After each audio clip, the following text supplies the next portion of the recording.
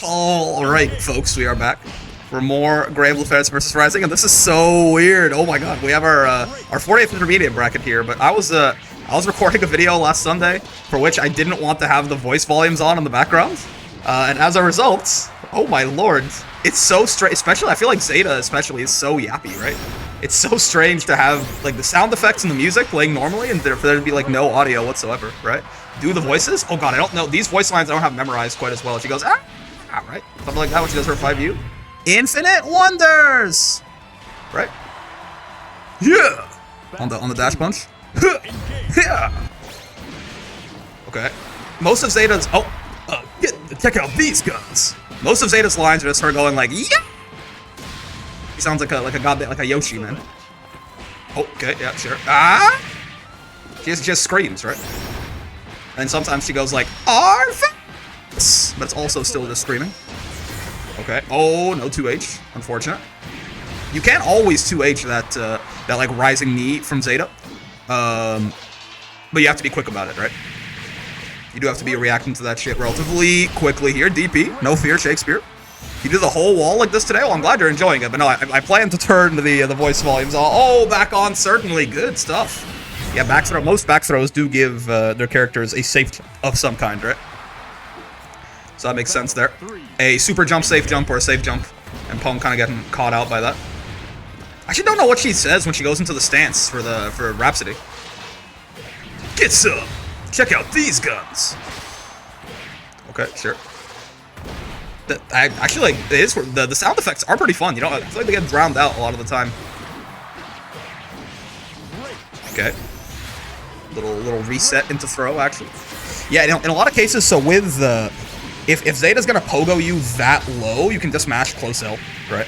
I think that'll be the big saving grace for Pone right there. There's been a couple of times so far where, like, Selly has done a very low to the ground. Ooh! Has done a very low to the ground pogo, right? And he's tried to, like, either duck or do something else and has gotten overheaded by the follow-up. I think it's her JM or whatever that cross-up button is. Oh, no.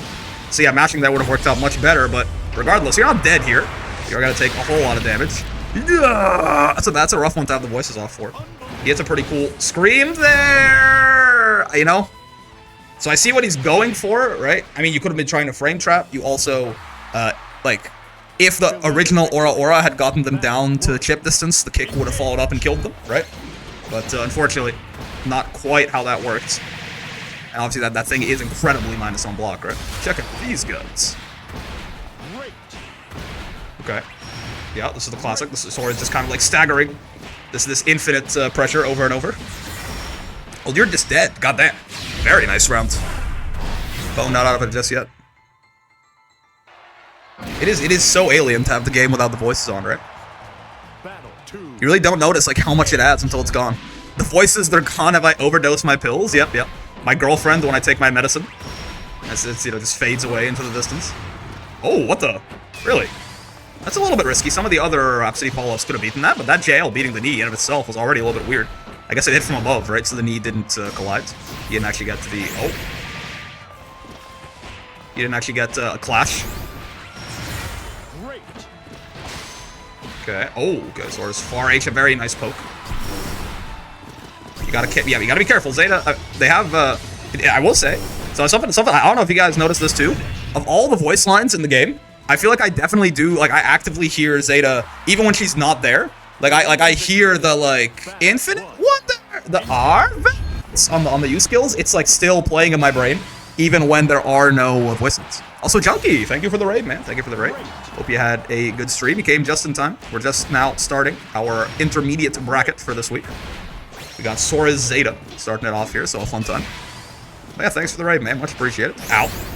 Get thrown.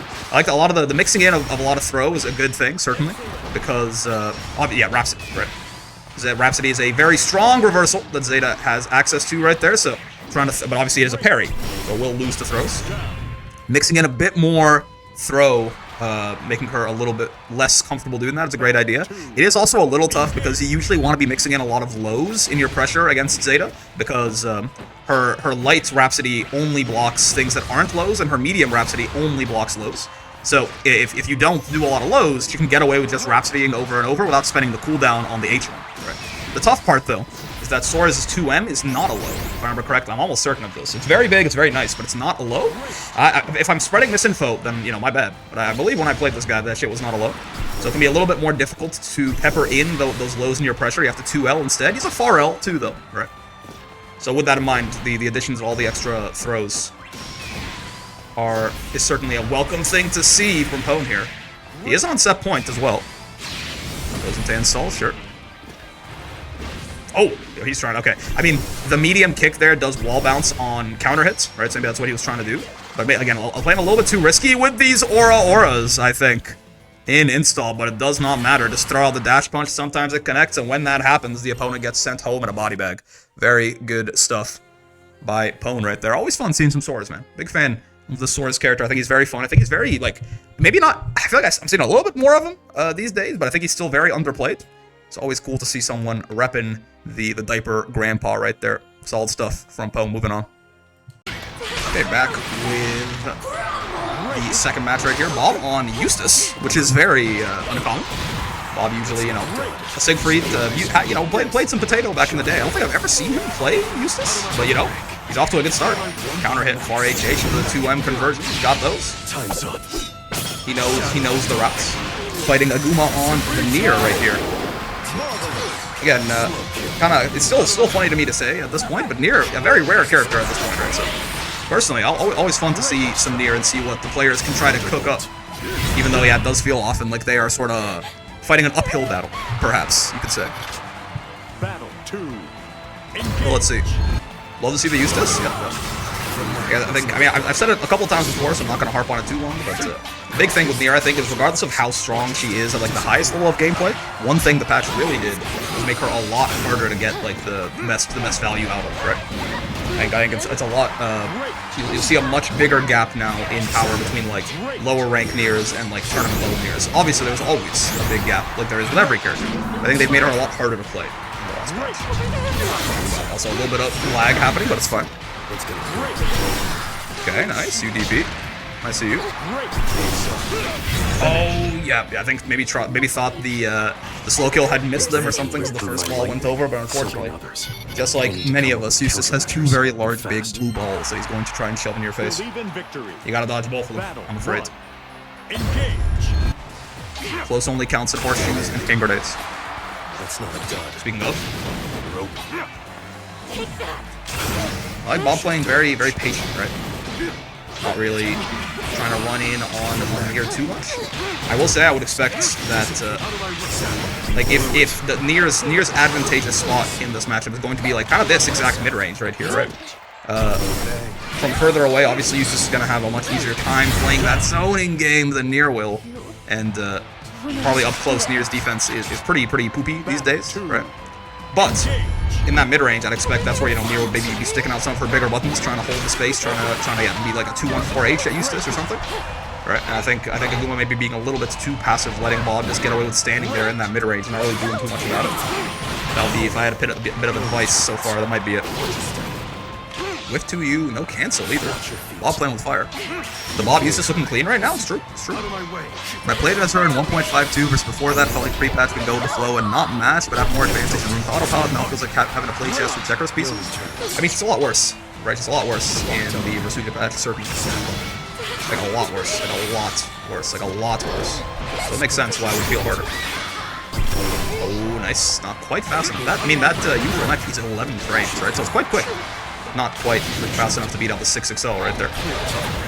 These far H's are actually, like, paying Bob's taxes. It's crazy. Obviously, no real reward on them unless you have the grenade on someone outside of the corner. Still just a nice poke, right? Oh, and gets the Raging Strike conversion off the flash right here. This should be a dead Nier. Scaling's going to start adding up right here. Oh, no. Bob draws the combo, but finds the throw anyway. And that is going to be a 2-0 for Bob on the Eustace, man. Yeah, looking pretty clean on the Wolf Boy. You gotta hand it to him. You really do. What hurt most is that I felt I had less choice in how I reserved my resources. Yeah, they made her a lot, like, I mean, they just made every single cancel, like, a whole stock more expensive, which is either a 100% or a 50% increase, right? So definitely playing the resource game on Nier is one of the many things that got more difficult about her post-patch. Yeah, good stuff by Bob and Aguma there too. Still Yeah, still in it. This was winner's side, yes. They're still in it. They just have to go fight their way through losers. And the Nier was not looking, it wasn't looking too bad, certainly. So let's see if they can put a run together here. Alright. I marked my stream matches like a little oopsie-poopsie fool, but it's fine because honestly it means we got more Soriz. I'm always happy to watch. We also have Abel on the other side of the aisle this time. This is going to be a bit of a volatile match, I imagine. Honestly, something in my brain. Oh god. This guy's gonna be a lot of damage. Something in my brain makes me think that maybe Soriz fights these kind of well. The problem is, I think it depends on how the Abel plays.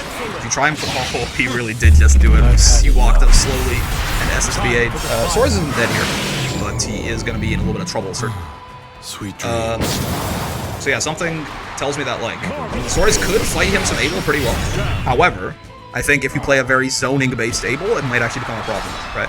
Abel does actually have some very... I mean, obviously, you have to be careful about the U-dash punch, but besides that, I think Soriz might have a little bit of a hard time closing if Abel is able to set up and just, like, throw his projectiles over and over. With that being said, on the flip side, though, I actually think if there's going to be brawling like this, I think this is probably going to, like, work out in Poe's favor more often than not, right? Soriz also hits incredibly hard. He's got significantly more health than Abel. He's got a lot more ways to sort of, like, steal his turns back and stuff. So,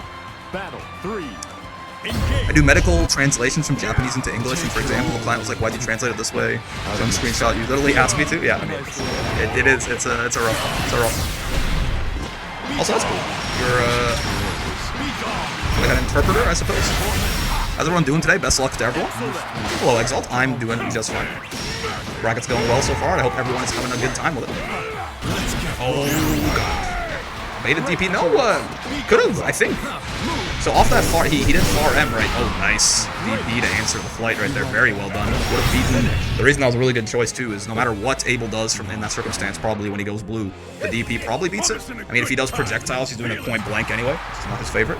But if he does 2-1-4U, or if he does 2-2U, right, the claw, or the flight, both of them would lose to Soriz DP right there on that sort of delayed timing. So very well done by Poden, teaching the Abel players what it feels like, a taste of their own medicine.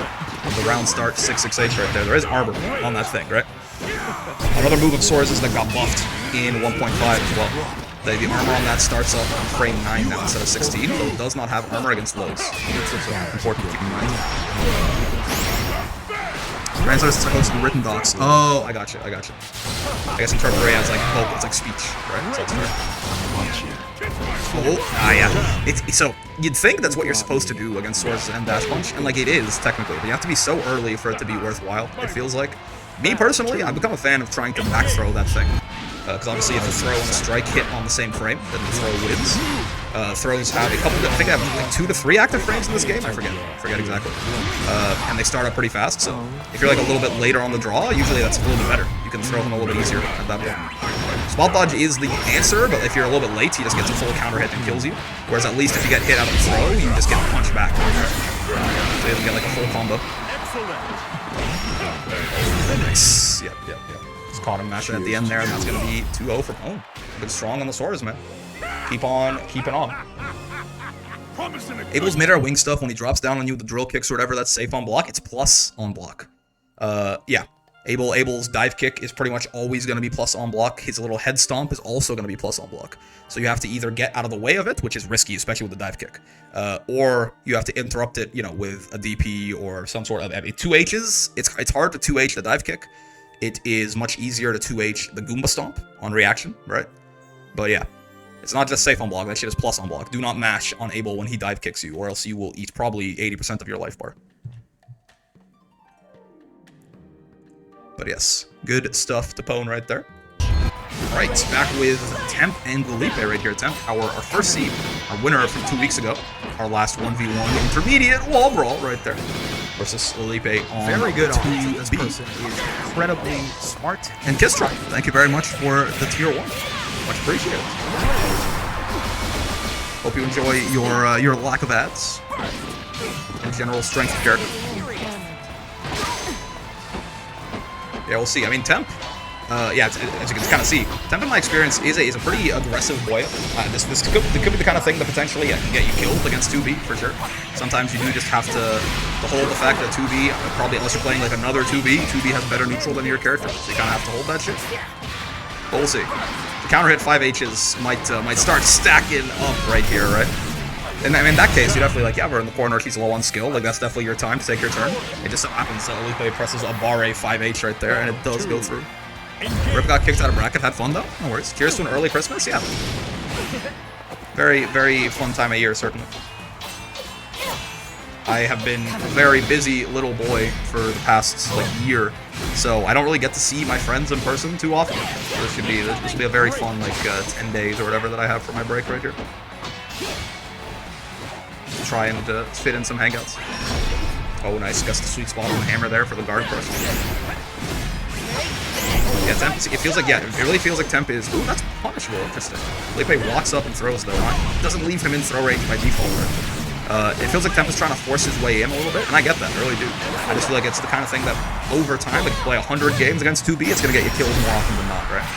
This character, and the reason this character is usually quite hated by a lot of the community is because she kind of forces you to play a very different thing. You just have to sit there and like, you kind of have to let her take her turn once, and then sit there and wait for her to run out of skill gauge, or if they do something like what Felipe was doing right there, where they're doing a bunch of the non-skill enders, the ones that don't cost any skill gauge, those are all, either, every single one of them is either reactable and punishable, or just straight up ends her turn, right?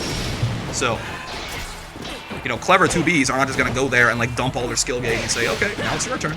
They will, like, while they still have gauge, they will sneak in a lot of options like that, but Temp has to be like, you know, once you let 2B start her turn up, if they try to do some fake shit like that, you got to be like rolling those baseball swings, right, or like delay spot dodging the drone. The drone costs some skill actually, but still. Or, you know, if you see the pod, the little minigun, you have to 6XL after. Used to be it was a little bit more dangerous to 6XL that, because you could witch time and punish you, but they nerfed it so that she doesn't have quite enough frame advantage if she witch times your dash L. What's going on, Harihara? I saw when people are angry she has a double jump from Terra, literally has the same thing almost if she gets no complaints. You'd be surprised. People complain about Matera more than I expect. Doing okay recovering from an old back injury acting on. Oh, that's unfortunate, man. Will Pokey feel better? Back stuff's the worst, man. Luckily, I have been blessed. Like I don't get too many like aches and pains and stuff like that. Maybe, you know, as I get older, I'm sure that'll change. Big drop. But like every now and then, you know, when I do like you know, I go a little too stupid on like a deadlift or something, and I pull a muscle in my back.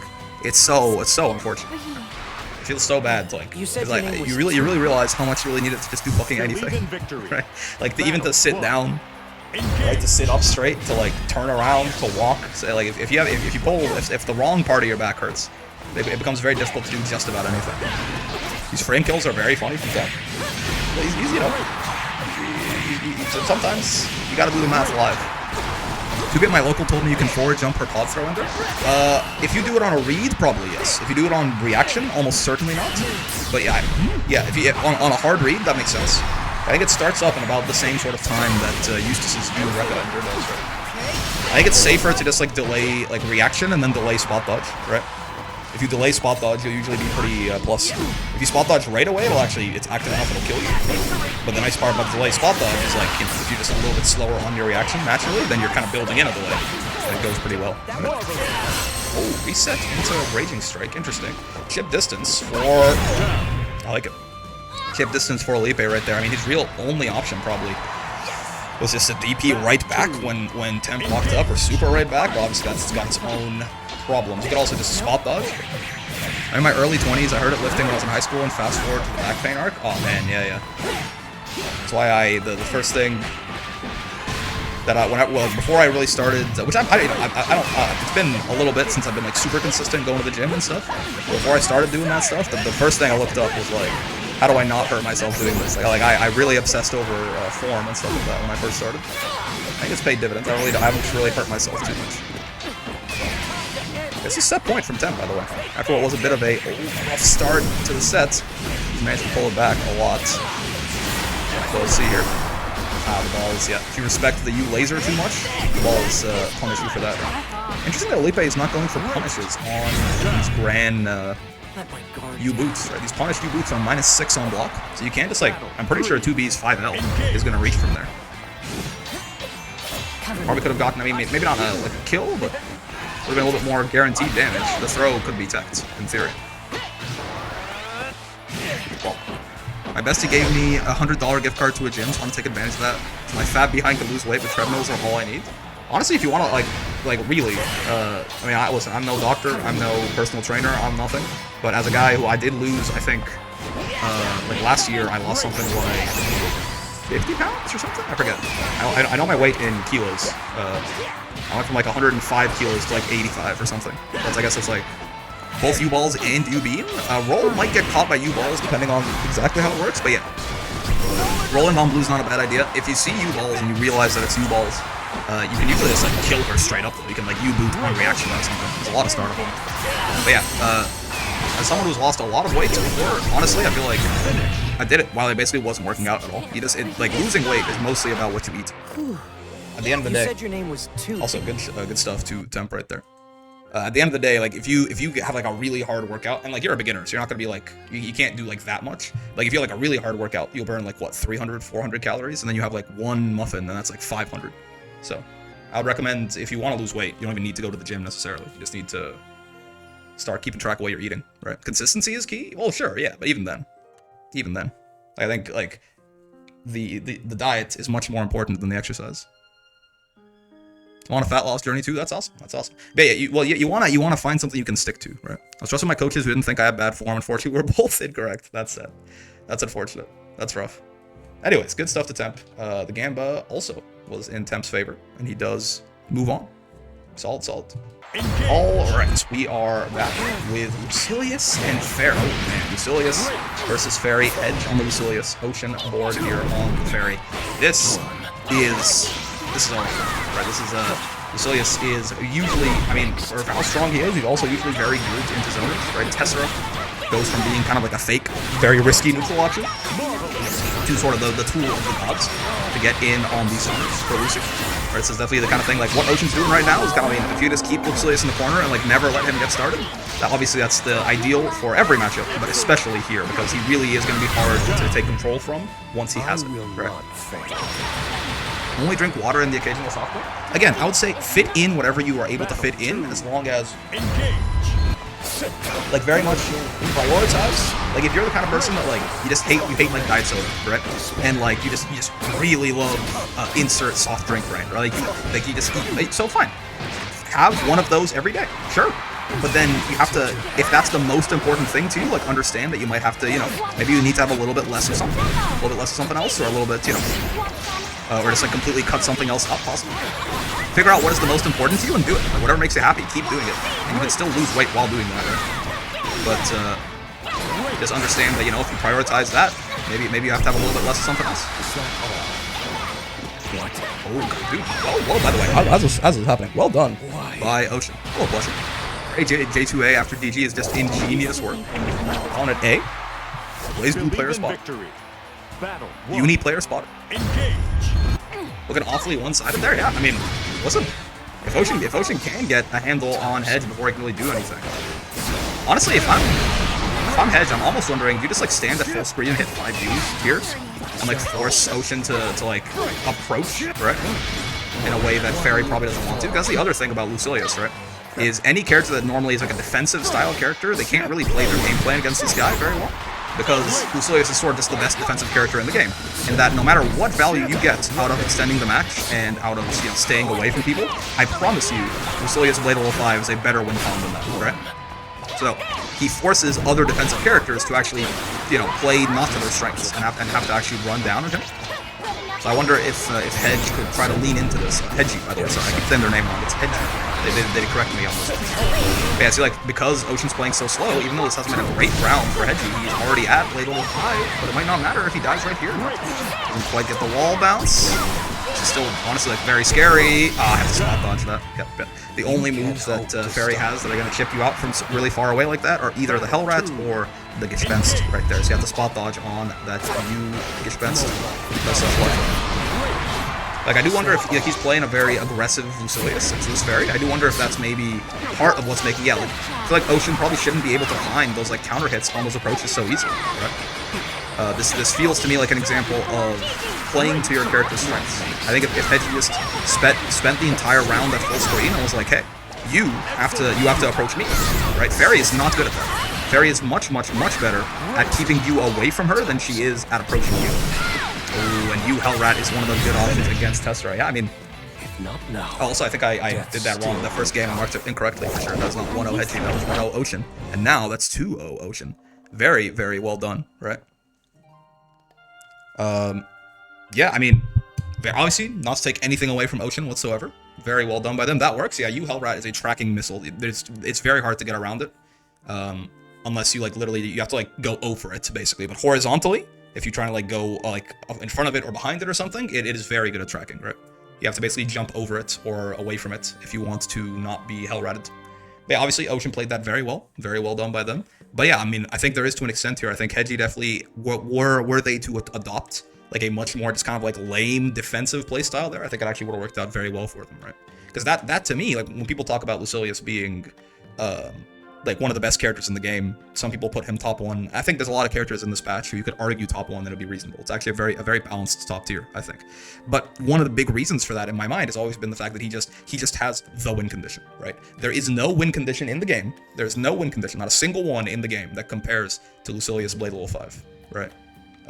So if you play like super lame like that, especially against these zoners who are not good at approaching, and you force them to approach, because no matter how fun they think it is to be at full screen, eventually you're at Blade level 5, and you just become, not even with Belial.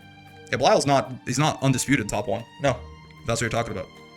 Focus on Lucilius and no other characters. I think, personally, pretty much everyone that I put in the top tier in my tier list, if you wanted to say they were top 1, I think it's fair. Honestly, everyone that I put in like the second bottom tier, if you want to say they were top 1, I think it's also fair, right? Ferry's such an anomaly for me? Yeah, I mean, I've kind of been talking about it, Hedgie, but yeah. When I lose with Lucy, am I bad or is my opponent good? Usually both. Usually both. Oh, by the way, Ocean. Taking that shit down. Alright, well, we're joining in round 2 here of our next game, because I thought it was a button check, but apparently they're actually playing. That's on me. That's on me. We got Chanoa on the Vaseraga right here, and Chicken Djeeta on the Potato. Very, very cool name. Big fan of that. Charlotta, you don't get a turn? Yeah. The first round did go to Vegeta. Just kind of like trying to smother the boss. Again, usually is the best win condition against the boss is just not letting him get started. Because he's one of the least interactive characters in the game once he does actually get going and get his win condition. Ooh, okay, sure. Doria, by the way. Okay, I like it. Gets an extra corner carry there. The wall bounce too. Ooh, this guy's a custom-ass combo. I like it. I like it. A lot of mid-screen damage.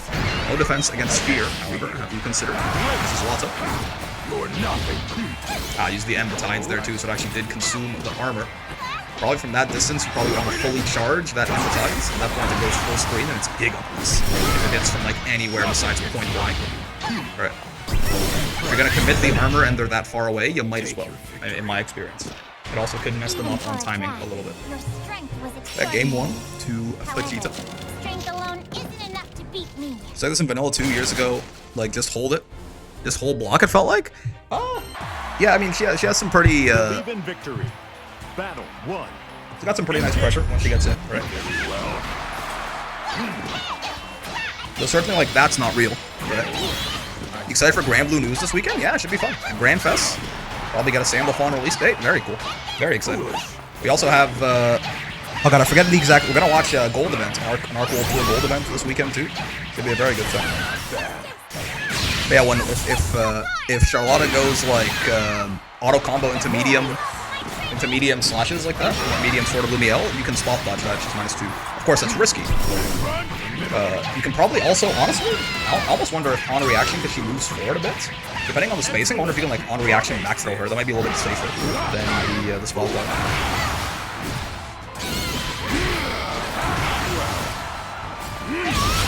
Okay. Yeah.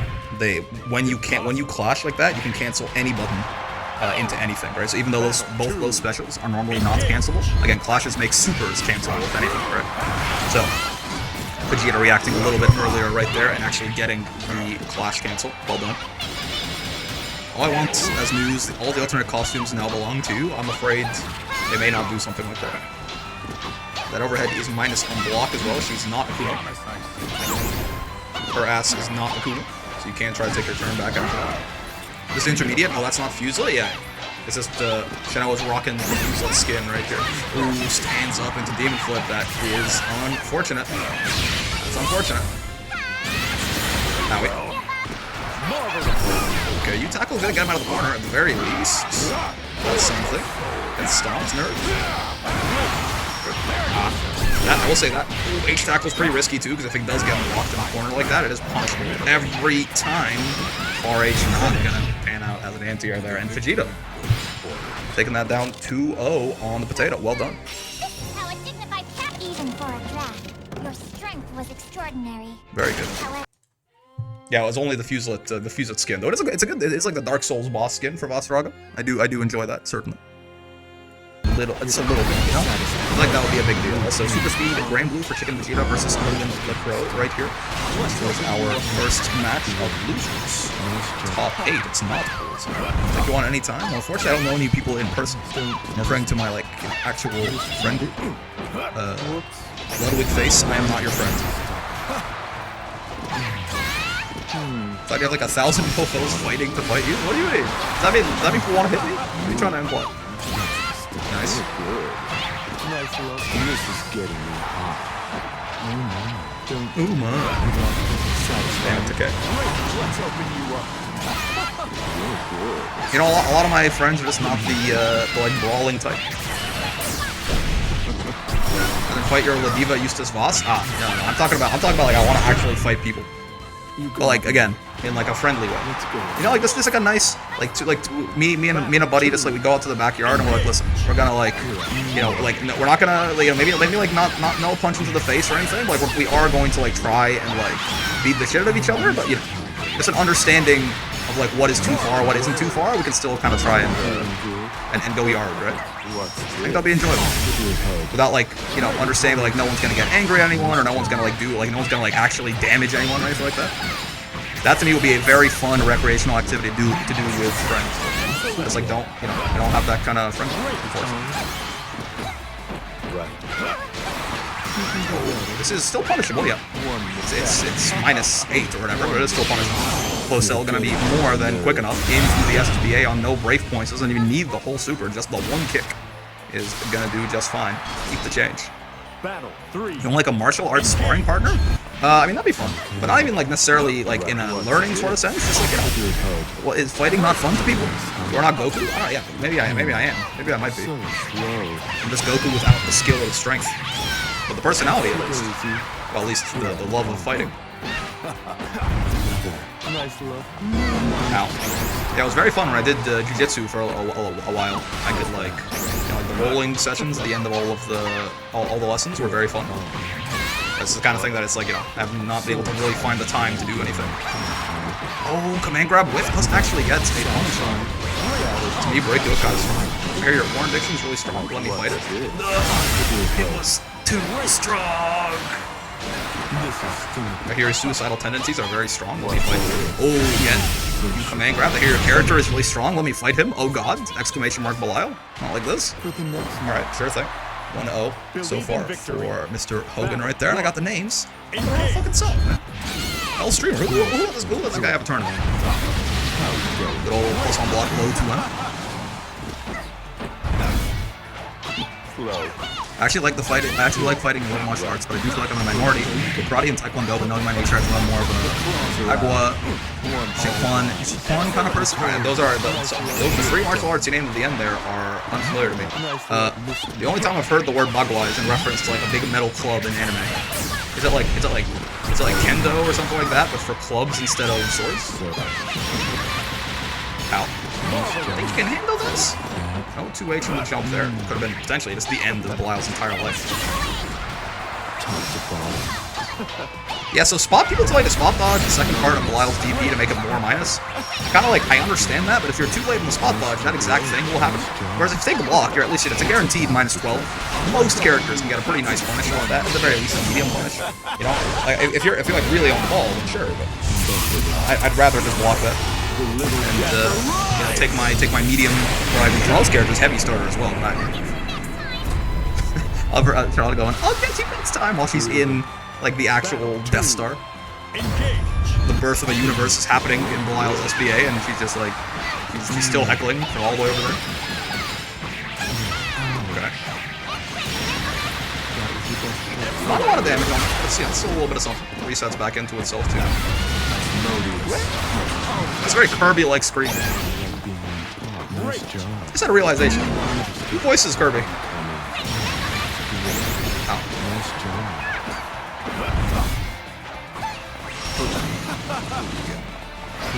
Honestly, anytime the Belial throws out that fire, I think I saw you hitting something. Yes, you are. Every time Belial throws out that fireball and like it doesn't end up in a turn for him, that's a pretty big dub, right? You win. Battle 3. I find it funny that in lore Belial has no hands, but he's top 1 in the fighting game. Wait, isn't that not true? Doesn't Belial very much have hands? He's a primal beast, no? Like he's not exactly Beelzebub or anything, or like Cagliostro or some shit, or Soriz. Like it's my understanding that Belial does definitely have hands. No? Bagwa's kind of a more circular motion, kind of martial art can be seen as evasive, which fits me. Ah, okay. What do you know? For sure Belial got hands, yeah. Chicken Vegeta is such a good name. I love it. Honestly, I'm glad it looks like they might be staying alive for a little bit longer in bracket here if they can take this round off Hogan, because I like saying the name, I like reading the name, and I like hearing Charlotta's voice. This is set point for Hogan though. So the Vegeta may be completely devoured, and indeed it looks like it probably will be. Oh no! Doesn't get the conversion off the 6XL right there. Hold on. The potato is not peeled yet. Oh, it crosses up the parry! That's how that works. If you cross up Charlotta's parry, it just doesn't do anything. Oh no, Sephiroth ass counter. Once again. Send her straight to hell. Step on the potato and take your prize, Mr. Belial. That is very unfortunate. I did not realize that her parry just didn't work if you crossed it up. Very sad. However, the Vegeta has been devoured, and that will be the end of their run out at 7th place, though. Very nice. Honestly, for the first time seeing them in that bracket. A very nice first run to string together right there. Cool outro, so true. Alright, we are back with our winners semis right here. The other half of losers, top 8 there. We're still waiting on the match. It's going to determine, kind of qualify people, right? So we're here with Table and Temp. Instead, Gran and Djeeta. Who would have thought? Exactly what the developers wanted on release. Probably find some homebrew stuff? Yep. You can also flavor a lot of existing spells as stuff like that anyway, right? Like if you have a spell that calls down a lightning bolt, right? Maybe instead of it like apparating from your hand, a Kamehameha, like maybe you do like just cause an actual lightning storm or something. And you can sort of like aim it to hit one guy instead. Your imagination really is like the sky's the limit with TTRPGs, right? It's like the first Djeeta versus Gran match in Brawl. It's damn close. It's not. This is a surprisingly uncommon matchup, right? Gran versus Djeeta. I was careless. Where did you learn to fight? Djeeta BM. Also very true. Raz making a very good point. Razzle. 10 cent, 2 cent. Getting water after a tough match, whether you won or lost, is a very good idea. Oh, counter hit 6XL, sure.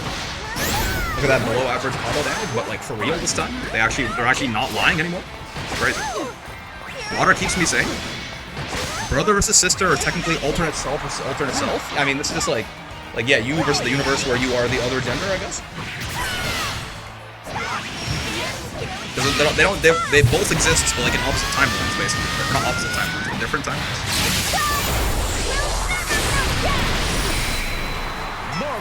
Okay, sure. Good brave counter, I think. Could have been baited, but you kind of need the momentum at this point. With both of you being potentially one hit away. Oh, didn't have the meter to follow up on it. I mean, definitely intended that to be a brave counter. The brave counter a little bit too late on the boot. Gets Raging Strike instead. Temp wasn't ready for that shit. Unfortunately for Table, didn't have the meter to follow up. Ended up just kind of taking the brave points and not doing too much with it. If you had a mid-screen Raging Strike like that, there's not really too much you can do. If they had 0 brave points at the time they got hit, you'll be plus 15. Even then, with the pushback, most characters I don't think really follow up on that. I guess we know now why Lyria was able to lend Djeeta and Gran her power. I mean, given they are children of the dragon's power keep, I suppose so. Grind hugs. Ooh. Has the level 1 charge here on the 5U for Temp. This could be some nice mid-screen if he finds it. Probably could be a kill if he finds it, but also just as easily die himself. He's not gonna on this combo. Right. But suddenly you are not in a very good spot. Brave point advantage for table 2. It's going to be hard to kind of force your way out of this with BC. Almost has level 2. Very rare footage to see Gran get anything higher than level 1 on 5U. But, I mean, you know, when it does happen, it happens. And it was very, very easy to convert off of. Good stuff. Just barely got to level 2 there. Let it rip. Got the big old corkscrew knockup. And all that, yeah, that's by a million miles right there. Those 5Us are very nice starters for Gran. Very high damage individual hits, and then also let him follow up with pretty meaty stuff as well.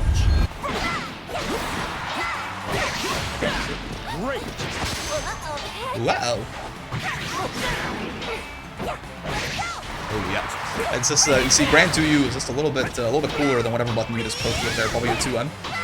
You know, it's 7 frames. It's as fast as most 2Ns, but also low profiles and hard knockdowns on hits. This Temp guy is trying to kill Zeta. Oh, good jump out of the corner. To break you back to being GM Ladiva, I haven't played honestly, I might just start playing some Ladiva. We're probably gonna play a little bit more Ladiva on stream, like once December's over, like kind of mix up the Ladiva and the Eustace. But I also might just start playing some Ladiva offline, like just like, you know, not even streaming it. Playing some Gran Blue for fun, just play some ranks. It's been too long, man. I need to play me some more Ladiva. Every day that I go without playing Ladiva, I feel like a little bit of my soul die. Get put in the jar, possibly. Ow, ow, ow. Set out, by the way. This is not set point for Temp. Actually, Table did win the first one, didn't I? Yeah. I feel that. I have to get back. I have to get my soul back. I'll try to U-boot there, I think, for the extension. It just got light boots. And it might actually cost him his life. No, okay. Bit of a drop from Table. Spaced out boot. I think that was plus. The light boot is a lot harder to space to be plus. So he was pretty far away right there. No conversion. Ooh. That's always rough when you brave counter something that's punishable. I do that with Charlotta DP all the time for some reason. But that was, yeah. So that, they brave countered the U-boot right there. That was a guaranteed kill for Table, unfortunately. Right, but sometimes you just like, you want to get someone off you and the muscle memory just says brave counter. So you turn, oh, that win, Temp did win the first game. Yeah, that turns like what would have, that hurts. Yeah, you're right, Temp did win the first game. That's my bad. Yeah, Temp 2-0. Unfortunately, I mean, again, it happens, right? But yeah, the brave countering, the punishable move there definitely was the difference maker. Table wins that round, and maybe, who knows, maybe they can take that game, right? And snowball it from there. But you just gotta be careful. Always keep in mind when you're blocking something. Like a couple different things you have to look out for if you want to BC. Namely, I think they think it's a best of 5. It's not. But you know, it's fine. Yeah, so whether or not you can, like, whether it's a cancelable move so they can bait you, right? How long the hit stun is, how many brave points your opponent has, but then also something like that too, where like, is it even punishable? Like, if I just block this, they're gonna die, right? More game? I mean, it's fine by me. I mean, I'm gonna message both of them and just tell them that it's the best of this. So, in case Table does hit the reverse 3-0, I need Table to know that they are dead. So I guess I will message on Discord real quick. Okay, we are back with the other half of winners semis right here. Bob not on the Eustace anymore. Honestly, it was kind of clean, kind of a shame. But I mean, yeah, you're in top 8, right? Things gonna start getting a little bit more difficult here. Makes sense to pull out the main boy. I do love this blue and gold armor on Sieg as well. Maybe I gotta join tomorrow. I'm so sleepy to this. I'll listen while I sleep. Yeah, we're approaching the relaxation times, right? Obviously, I mean, depends. If you're in school right now, you might have your like exams for a little longer. It might already be done. If you work, it depends on how many vacation days you have left or whatever. But we are approaching a very calm part of the year. I mean, calm at least in terms of responsibilities, maybe. Maybe for other people, the holidays are like super busy and exciting. For me, it's going to be very much a time of relaxation. So, everyone eat. I'm getting in the mood myself. Thank God. Ow. I will say I do like my job very much, the one that I'm currently working. So it's not like I like desperately need a break. but I'll always, I mean, doing nothing is always more fun than doing something. If they even, you know, if that something is an obligation of sorts.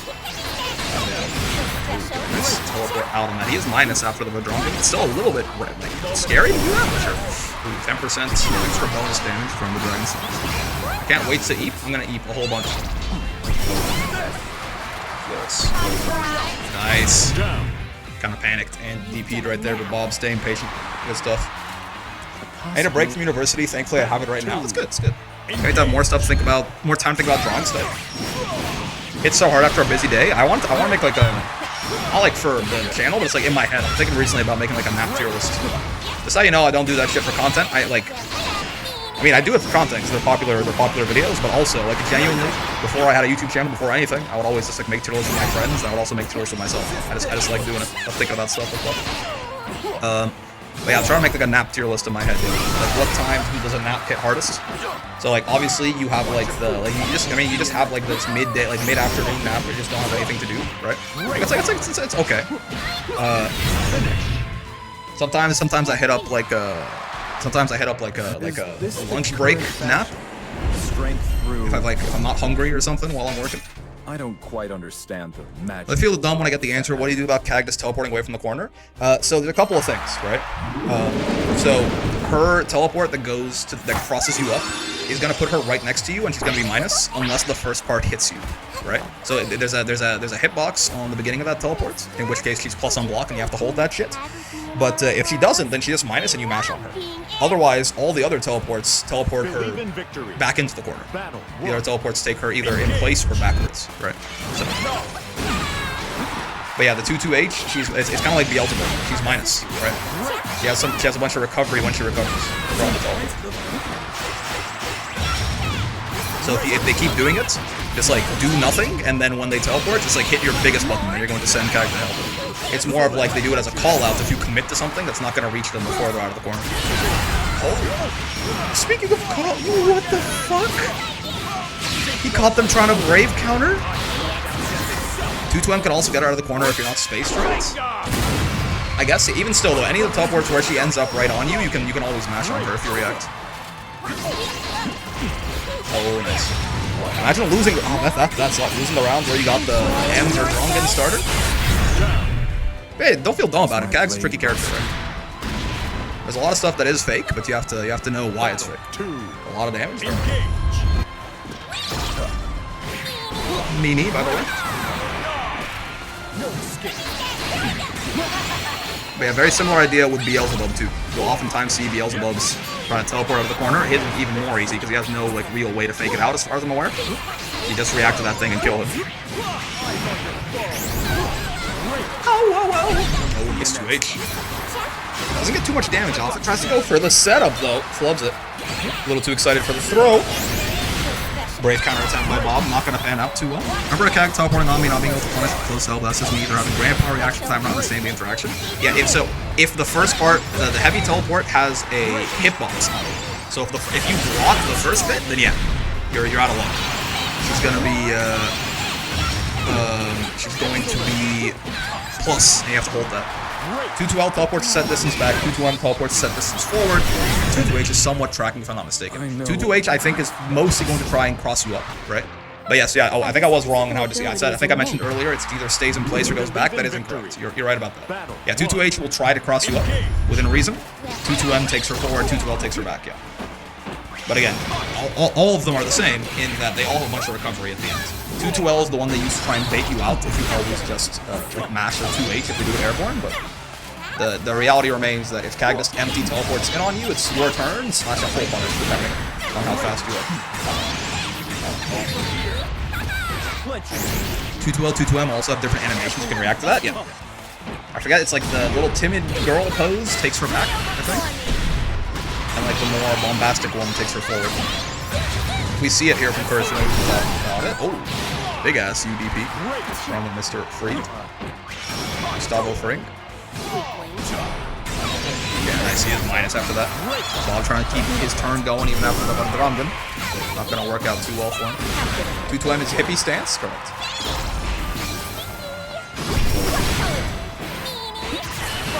Hippie stance.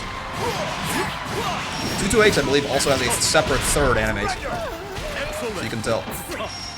That one's plus. He got some English on that. He is nearly on chip. Not quite, though. Now he is. Oh, but yeah, Fireball gives him a wall bounce. I always forget about that. Yeah, very nice. Gets the wall bounce there and converts it on the 6XL. Okay, round star 6XH. The Abel players really are in everyone's brain today. This is set point for Bob right here. He's already ending up in the corner. Not a great place for Korisu to be. Might end up being a hippie stance. A beverage even? I've done so much research into this matchup because I dislike it. Yeah, I mean, it's good.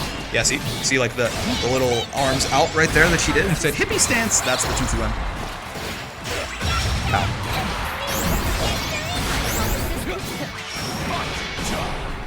However, Drunken doesn't clear the tracks. That seems weird. Ooh, nice block on the overhead. Oh, punish though. I believe that should have been punishable. Regardless, still a good block. He would have eaten a lot of damage if he were long there. With the trap above you, that overhead goes into a full combo. Okay, turn it down a little. I'm trying to nap. Volume knobs. Me out there, volume knobs. Simply turn the string down. Is there a downside to this air blocking Mehen every single chance you get? It is a safe way to clear the air Mehens, but also if Kag is close enough, you can just, like, if you're air blocking it, you're stuck in the air for a bit, you can, like, block up in 2H your ass or something like that. So if Kag is, like, nowhere nearby, then maybe, right? The spikes, I believe, also can screw you over a little bit. But jumping up and air blocking them is not, it's not a bad way to go, anyway. It's not like just guaranteed safe, but it's usually not a bad way to try to clear those traps. Because the alternative is like 2Hing or something, like whiffing a 2H in neutral, which is much more risky. Right. But yes, good stuff by Mr. Bob right there. Bet 10K. Oh no, Osha. I thought it was him betting on himself, but no. Bob, the heavy favorite right there, and does in fact take it down. Pierce can air unblockable you, I'm pretty sure. Yeah, I can't remember. I didn't want to say that. I couldn't remember if it was true or not. But yeah, I think I have seen, maybe it's only some versions of it. I can't remember if I've air blocked that spike ever. Maybe not. Yeah, that shit might be air unblockable. I think you and H can? You might be right. But yeah, in general, the air blocking isn't the horrible way to go, but there definitely are ways, if you're being too predictable with it, there are ways the Cag can blow you up for it, certainly. You fireball wall bounce, crazy? I know, right? Good character, the Siegfried guy. Alright, hello, welcome back. Roxas and Ocean Lord. 2B versus Ferry. For our other half of Movers Top 8, we sort of abandoned this for a sec, because we're still waiting on Ocean versus Felipe. It turns out that Ocean did in fact win that. This very well could have been a 2B mirror, which would have been, I'm sure, everyone's favorite match to watch. I don't really mind 2B as much as everyone else does, by the way. Listen, I understand that from the perspective of viewership, probably a good thing. Honestly, people rather watch Ferry 2B or 2B. But anyway, that being said, I think this is probably another matchup that I would consider pretty hard for Ferry on paper. Right? Traps give her shit tons of damage. I would consider this matchup pretty hard for Ferry in general. Again, 2B kind of like Lucilius. 2B is a very good anti-zoner character. It's just kind of hard to I mean, her 5U is a reaction check. Like literally, it takes her like 27 frames or something to clear the entire screen with her dash. So like just her going from being on the other side of the screen to being right in your face is a genuine reaction check with how fast she is. She also has a double jump. She's got a lot of good ranged options. Like it's very difficult to zone this lady out, right? And then sort of 2B's only real weakness in that, I mean, she can run out of pressure. That's a big thing. Her skill gauge can run out of it. Like her only real weakness being that she doesn't hit that hard. So like risk reward can be a little bit scaled out of her favor sometimes. It's kind of like, at least against a character like Ferry, it's if anything, 2B hits maybe harder than Ferry does in the mid screen anyway. Right in the corner, Ferry probably is hitting a little bit harder. So in general, a lot of 2B's strengths play very well into this matchup, and her weaknesses are kind of mitigated. They sort of align with Ferry's weaknesses as well. But I mean, I thought Lucilius, I probably think Lucilius is harder for Ferry than 2B is, and Ocean did a very good job in that matchup. So let's see if they can make magic happen again here against Roxas. What's going on, Wanubi? Discord's a fun place to be. Just, be nice. I have no, at this point we have more than enough fellas in Discord. I have no qualms about just shooting someone in the head if, they are being toxic. Dude, this Uno theme is so good. How's, I feel like Uno's so cool. How is he so unpopular? I know he looks like a Pringles man, I get it. If you know, Love the YouTube vids. Can I join the tournament through Discord? Yeah. If you want to be part of the brackets, you do. I post the sign-up links in the Discord every week. So once you're in there, look out for the announcements tab. I also have a tournament pings role you can add to yourself, and you can get notified when I post links or anything about the tournaments.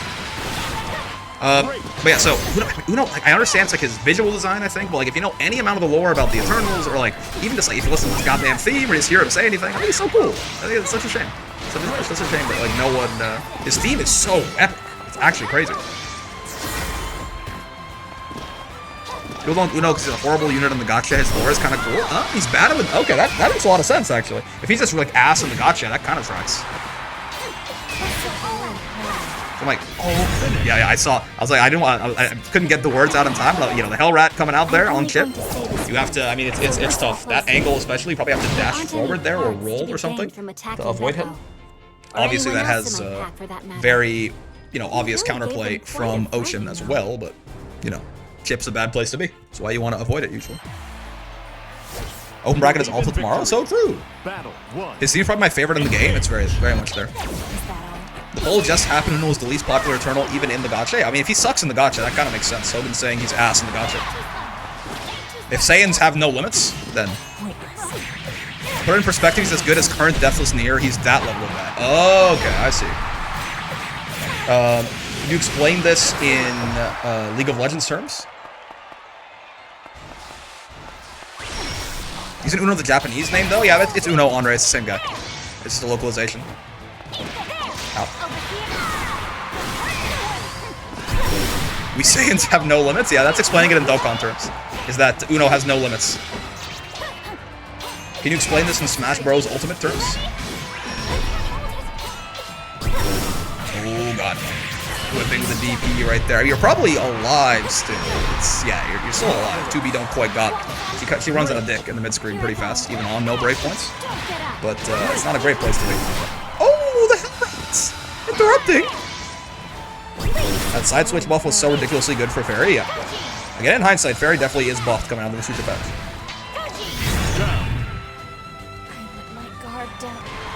He's Ganondorf in Smash terms. He's like pre-rework Udyr. Ah, okay, yeah, makes sense. Gotcha.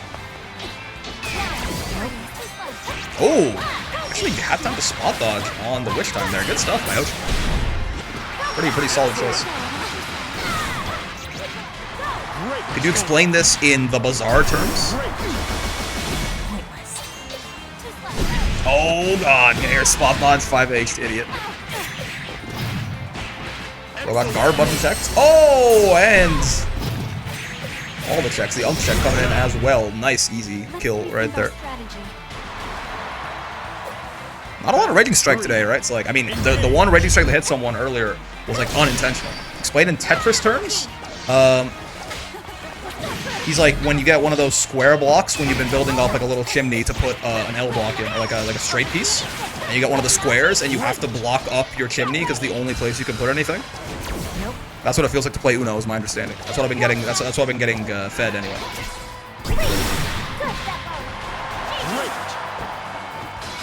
Hellrat, yeah. Good stuff. You see, one thing you'll notice a lot of good Ferries doing, and Ocean definitely playing smart there too. It's like when they throw out the GG like that, they back up to hold space, right? You notice how Roxas was trying to back up to get away from the Hellrat, but because Ocean was backing up into the other side, the camera's not going to scroll, right? This is something that is a little bit subtle. They notice Ferry's doing all the time. Because the best thing, like, the #1 lose condition with Ferry, or against Ferry, is to be forced to interact with the Hellrats in any way, shape, or form. So people know this. If you fight Ferry often enough, you discover that GG is a demon sent from hell to kill you and everyone you love. So what you end up doing is just do everything in your power to get away from the Hellrats when he's launched, right? So with that in mind, you know, you saw Roxas trying to back up right there, but again, Ocean holding, like, not letting him scroll the camera, right? Walking back themselves, holding the space in the camera, so that GG going full screen means he's going to be a guaranteed block right there. What's going on, Suki? Doesn't help the Eternals or units you gotta grind hard, so all that grind is to get Uno, you can really see people just don't vibe with them. That's fair. Everyone I love, even Zangief, you know? Even Zang, honestly, GG would be an absolute nightmare for him.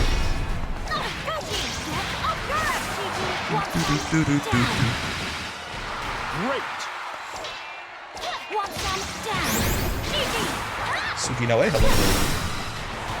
Temp will destroy that rat?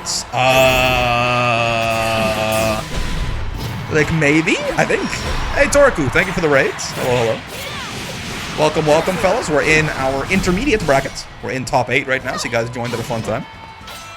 But, like, also, we're discussing would Potemkin be able to beat GG? I mean, I guess he could flick GG back, right? He would turn GG into a fine hell rat sauce with flick. They would get turned into a cloud of explosions. So that's fair. That's fair. But like, unironically, like you hell rat, that shit's gonna like beat Hammerfall and Slidehead, man. I don't know. Oh, nice. Just welcome Raiders. With current popularity to just flick it, yeah. Flick would turn GG into a hell rat sauce. That's fair. I forgot about that. But like a lot of his armor moves and stuff like that actually would get blown up by GG, which is very sad to think about. Even like the highest power level grappler in all the games I play, even he can't deal with the hell rat. GG eats grapplers for breakfast? A little bit, man. A little bit. Yeah, Torko, how's it going? How was your stream? Get side swap nerd. Sold on the shelf as flicked hell rat sauce. Yeah, exactly. Shit's like 500 Scoville. Would Tager be able to kill a GG? I actually don't know what Tager's anti-projectile moves are. Isn't the answer that he doesn't have any? He just tries to pull you into him? Isn't Tager pure ass? He's too ass to be allowed to live. That was my understanding. Who would win the entirety of the Grappler archetype or one small hell rat? I got bad news for Grappler Nation. He has a projectile himself? Oh yeah, right. Yeah. But like, it wouldn't clash. GG would go under his little, like his big ball, right? But I guess he would bounce. He bounced very towards him. His M grab has involved. Ooh, okay. Taker might go. Not too ass to be allowed to live. Confirmed. Okay. Good attack right there. This is in fact bad though. Oh, yeah. Letting 2B just kind of build back all her skill gauge like this is not ideal. Ah, nice. Good patience by Ocean. A little bit scary to just let Roxas build all that back up, but found a good moment there. Found the timing to mash from the 2M. Well done. Why does SSBA deal negative damage? I believe it does normalized damage. It's just usually like, you know, when people think, in my experience, when people think that a super does a lot of damage or a little bit of damage, they're usually thinking about the amount of damage that preceded it in a combo, right? I hope the room isn't full. I do not know, actually. Last I checked, we had like 3 spots, but maybe not anymore. Probably 7 of 9. There you go. 2 spots. Good job, idiot. Oh, the hell rat. Yep. Some guaranteed chip damage right there. No avoiding it. Oh, good roll back there. Backdash, trying to get away from the hell rat, but JM has other words for you. I'm only going to say. Unless you are Sieg, in which case you die from raw SSBA. Yeah, it's very funny to see that, like, I don't think people realize that, like, super damage is basically standardized in this game, by and large, right? Like, almost all SSBAs do either 4,000 or 4,500 damage. There's, like, 3 exceptions in the entire game, right? And almost all SSBAs do either 6,000 or 6,240 damage. And again, there's, like, 2 exceptions in the entire game, or something, right? So, like, when people talk about, like, this super does a lot of damage or not a lot of damage, it's like, I think you're just talking about the character. Because super damage is, by and large, standardized in Gran Blue. Alright, we are here for losers quarters now. We got Hogan and Table. Belial and Djeeta. Good guy, bad guy story. And the good guys already win now. Didn't quite get the full conversion off the record there. It's really mean regardless if you've seen Zoe's face, she's so confused, you know? Why the fuck would anything nice ever happen? As the Zoe mains always post every time there's a patch. It does do damage if you kill in the first hit and the full animation won't play. Wait, Paradise Lost? Does damage? I always thought it just kind of like blew you up. That's true, Suki and Ash are not allowed in the bracket, but they are allowed to sit in the room and Ferry well. These are the rules. Okay, sure. Oh, a little late on the 6XL right there. I mean, it can be a decent hard call-out, especially after they nerfed. I mean, this is ancient history at this point. But they added 5 frames of recovery to 6XL at some point, a couple months of the game's lifespan. Important to note, though, that does mean that there are 25 frames of recovery on 6XL, but your spot dodge is still a 29-frame animation. So you have to be at least 4 frames preemptive to be even there. If you're even a little bit late, like your spot dodge is still longer than the recovery on 6XL, right? Of course, that doesn't like it also includes, you know, the 9 frames of startup and like the 2 active frames or whatever. So overall, it is shorter, but like.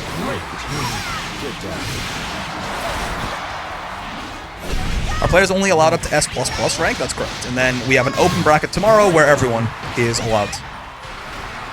Open bracket is, well, everyone as long as you are North America, South America, or Europe. Okay, fireball into fireball. The U skill being used when the move's on cooldown right there, right? If you can do that, you can use U skills when the move's on cooldown, but it will be half the damage. So something to note. I think the whole 5 noise Paradise Lost makes what's gonna kill. I wonder if Sandal also at Paradise Lost will give him Einsolf I mean, Porque no los dos. Maybe it's like a SBA situation, you know? Maybe he also makes you shit your pants on Paradise Lost though. If it kills, but he also has the other one that I can't say. The skies will never forget, so I've been told. Djeeta does have shooters.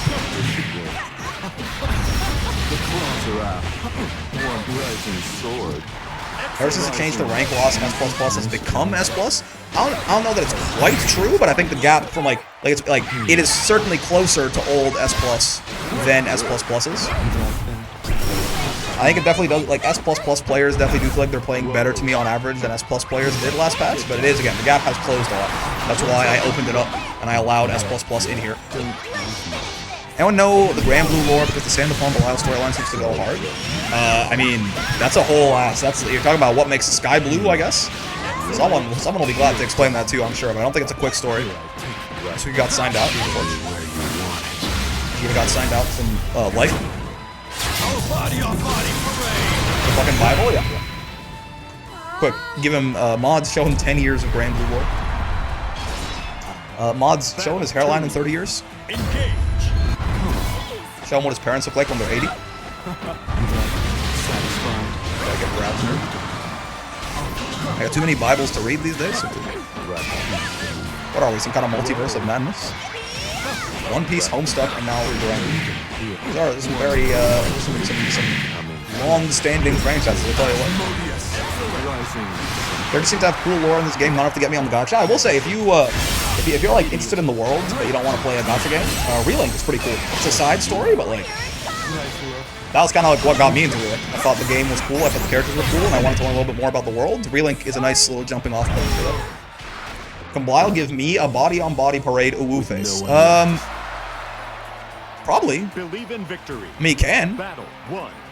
I think S++ is the new S. TBH used to be hard stuck in S and made S++ immediately after the changes. I'm not quite so sure I believe that, honestly. I'll tell you, as someone who's played a decent amount of ranks in both of the like all of those ranks after and before the changes, I don't think you're right. I will tell you that you probably are. You probably just felt a lot less tilted playing ranked. They were able to make more progress as a result. Brave counter, the brave counter. Oh, let's see. Again, people do this thing. I understand if you spot dodge while it's DP, it gets more minus, but in that case, I mean, why even bother, right? Just the regular old minus 11 or 12 or whatever from the UDP is gonna be more than enough for you to get the punish there and kill his ass. So happened to me. That's fair. That's fair.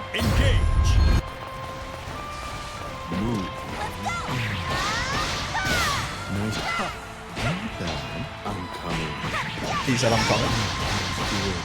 I don't bother spot dodging us on chip yet. I mean, for most characters, minus 12 is still enough to get like a really big punish. It's gonna be a little bit. It's gonna be a little bit more tight than you'd want it to be for a reversal leader's block. One Eye Jacker. What's going on, man? I'm doing well. Well, I faced pretty much the same I faced in S back in the day. Really interesting. Well, I mean, okay. The problem with that though is like, couldn't those people have just gotten better since then, and therefore now they're like in a higher rank? But like as time goes on, like definitely, you know, like S++ players today are a lot better than they were when I was getting Lydia with a master, man. It always freaks me out, the kind of shit that I used to be able to get away with that I just can't anymore. Also table, good projectile invuln super. on that fireball to take that set down. Like, when I was getting Gladiva to Master when the game, like, first came out, people, like, in S++ were still dying to, like, 8 6XLs in a row, you know? Like, they're like, it was, obviously, as time goes on, people get better at the video game, but, that combined with ranked being a little bit easier, it kind of, like, balances out a little, I think. Losers, quarters, part dos, right here. Kurisu versus Ocean, Cagliostro versus Ferry. Let's see how this goes. Sure. Honestly, like, paying the tax, like, if you eat a spike, but you clear one of Cag's traps out as, you know, for in exchange, it's honestly, like, pretty worth it a lot of the time.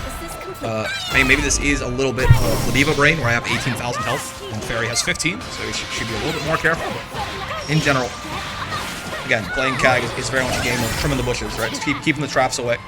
Cag is really not that scary. He doesn't have that much. There are actually only 8 Fire Emblem characters in Smash and Nerd Emoji. Crazy that you don't count male and female versions as different characters. Actually kind of racist if you think about it. I love Cag's piece of shit mode, it's funny.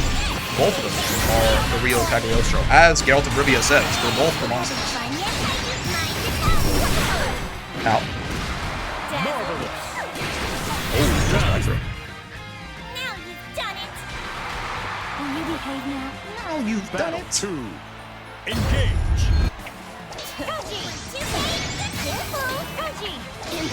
Yeah, I feel like rolling at Ferry is one of those things. It's like jumping a guile, you know?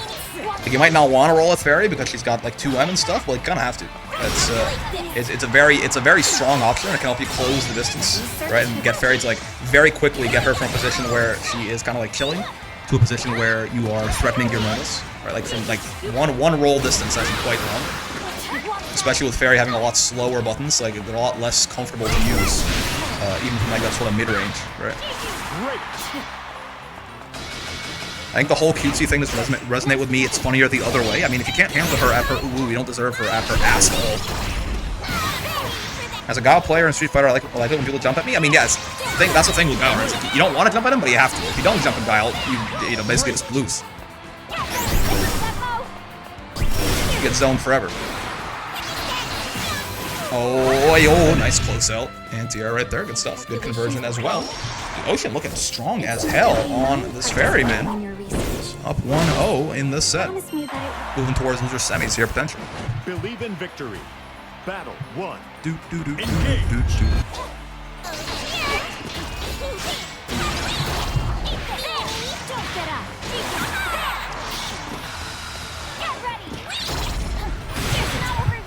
This Ocean guy needs to play some more ranked? Maybe. You'd be surprised though, it's tough getting the master, man. Toji, Kushiguro, coming out. Yeah, again, see the full screen. Oh, good stuff. So a similar thing, right? Full screen, the MGG, they made MGG's arc a lot more, it goes a lot further now too. That's one of the other changes they gave for Ferry in the Resucha patch. So like you can't just like stand at full screen and throw him and he gets to you, right? But very good by Kurisu there, recognizing they couldn't get out of the way of the Hell Rat going backwards, they just jumped up and TP'd instead. Very good. Why is that Ferry ult so beautiful? Ultra Instinct Ferry? Great. Nice. A ghostly glory. It only took me a new character to come out for me to get to master, so true. Narmaya bottom 1, I'm afraid, literally unplayable. Oh, so again, while the rolls are good and they can definitely like make Ferry a lot less comfortable doing like her basic loop of just this, like button into Gespenst, you do have to worry about that. She can delay it, of course, which will catch your roll. So you want to represent the option, but not, you know, don't spam it necessarily. Oh god, watch real close, by the way. Goddamn, these Ferry conversions are insane, just like the many Ferries you fight on S+ ladder. Sounds like the beginning of an ad. Oh, that's why I use Ferry away. The ultimate up dog, unfortunately, going to be a little too much there. Going to close out the round 2-0 for Ocean again, man. You know, it feels like I forgot who beat Ocean. Feels like they shouldn't. They just have. I haven't seen them lose, but they did lose somehow. Who sent Ocean down here, man? I don't think it was a stream match, right? It was. Oh, real early on. This Travoni person. Oh, interesting. Because Ocean's been looking very, very strong ever since. Securing a spot in losers semis right there against Table now. We'll see if someone can stop the Ferry eventually.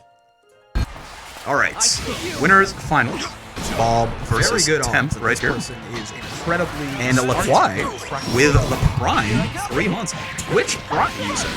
Any primers? You know, chilling aside, I mean, it's true. You know, if you have Prime, you haven't used your Prime or something, you could get a free subscription if you like watching the tournaments and you don't like the ads. You don't have to, you don't even have to spend any of your own money. Just give me Jeff Bezos' money. He has more than enough. You know how it'll be. If you don't, that's fine. And if you have it, you want to spend it somewhere else, it's also fine. Honestly, just gotta make sure you use it, to be real with you. That is actually pretty nice if you are a regular user of Twitch, certainly. Holy Temp versus Bob matchup. Guy might be very smart and attractive. This guy might be smart and attractive. Ooh, nice 5U there for the knockup. Into the super right to get the 10% extra. If you don't know, obviously you get the 10% bonus damage if you do the technical input for the super, only if you don't cancel out of something. It's like a link, right? It's hidden raw. I get to refresh my Prime on Christmas Eve, so I'll be live, I think. Yeah, that'll be Tuesday. I mean, at least one of those things, yes. At least one of those things implies you could be both.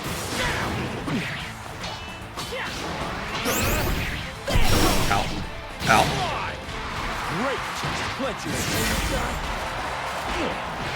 Ooh, nice. Hit the 2L, tried to go for a little bit of a reset there, some fake shit.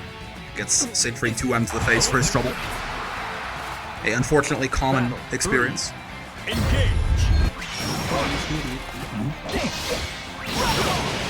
Say, okay, sure. I mean, why not? Yeah. Chances are, even if your DP gets baited there, you're probably not going to get hit too hard. You get punished too hard, rather. That's a pretty close boot. I like the idea from Bob to do the throw there, even though it did end up whipping. In the sense that, like, I thought, honestly, I thought it would leave him in throw range too. I'm not sure if Temp moved back with his plus range or what. You know, if Gran's like +1 or something there, like he barely got the spacing and he tries to mash, you could potentially throw him out of it. It seems like, yeah, it does not leave him in throw distance, or Temp walks back a teeny bit. What if both, though? Thoughts? I'd be OP needs to be nerfed somehow. You could be smart and attractive and still nerfed in other ways. You could be smart, attractive, and insufferable. People like that certainly exist. You could be smart, attractive, and French. It's a tough one. That's a rough draw, certainly. Oh, God. So that's helping himself into the corner. Is never where you want to be, and now suddenly this DP could be a lot riskier. Even that full corner combo. Oh, boy, this feels bad. That side swap was not intentional, certainly. That might cost the round. You could be smart, but attractiveness is an install super. Ooh. I like, you know what? Yeah, it's like giving like life advice in fighting game terms. You know, it's like don't worry about your attractiveness. It's an install super. You just have to build a meter for it. You know, you can always the install super is a fresh cut. Yeah, exactly. A fresh cut. You know, like eating well, working out. Honestly, like a huge part of it, which I'm only recently trying to start experimenting with, because I always was like the t-shirt and sweatpants kid. Is honestly it's like dressing, right? If you dress better, helps your attractiveness greatly, even if like nothing else about you changes. Basically, calling my barber as a fighting game assist, yeah. Calling Pierre. Your barber install. Dressing better does a lot, yeah, for sure. Even if nothing else about you changes. It's just, you know, it's the package. You're putting the cover on the book, man. And despite the warnings of Robert Frost, everyone keeps fucking judging the book by it. So. How do I unlock the wife install? Wife's not an install. You have to pass promos. Yeah, it is like the.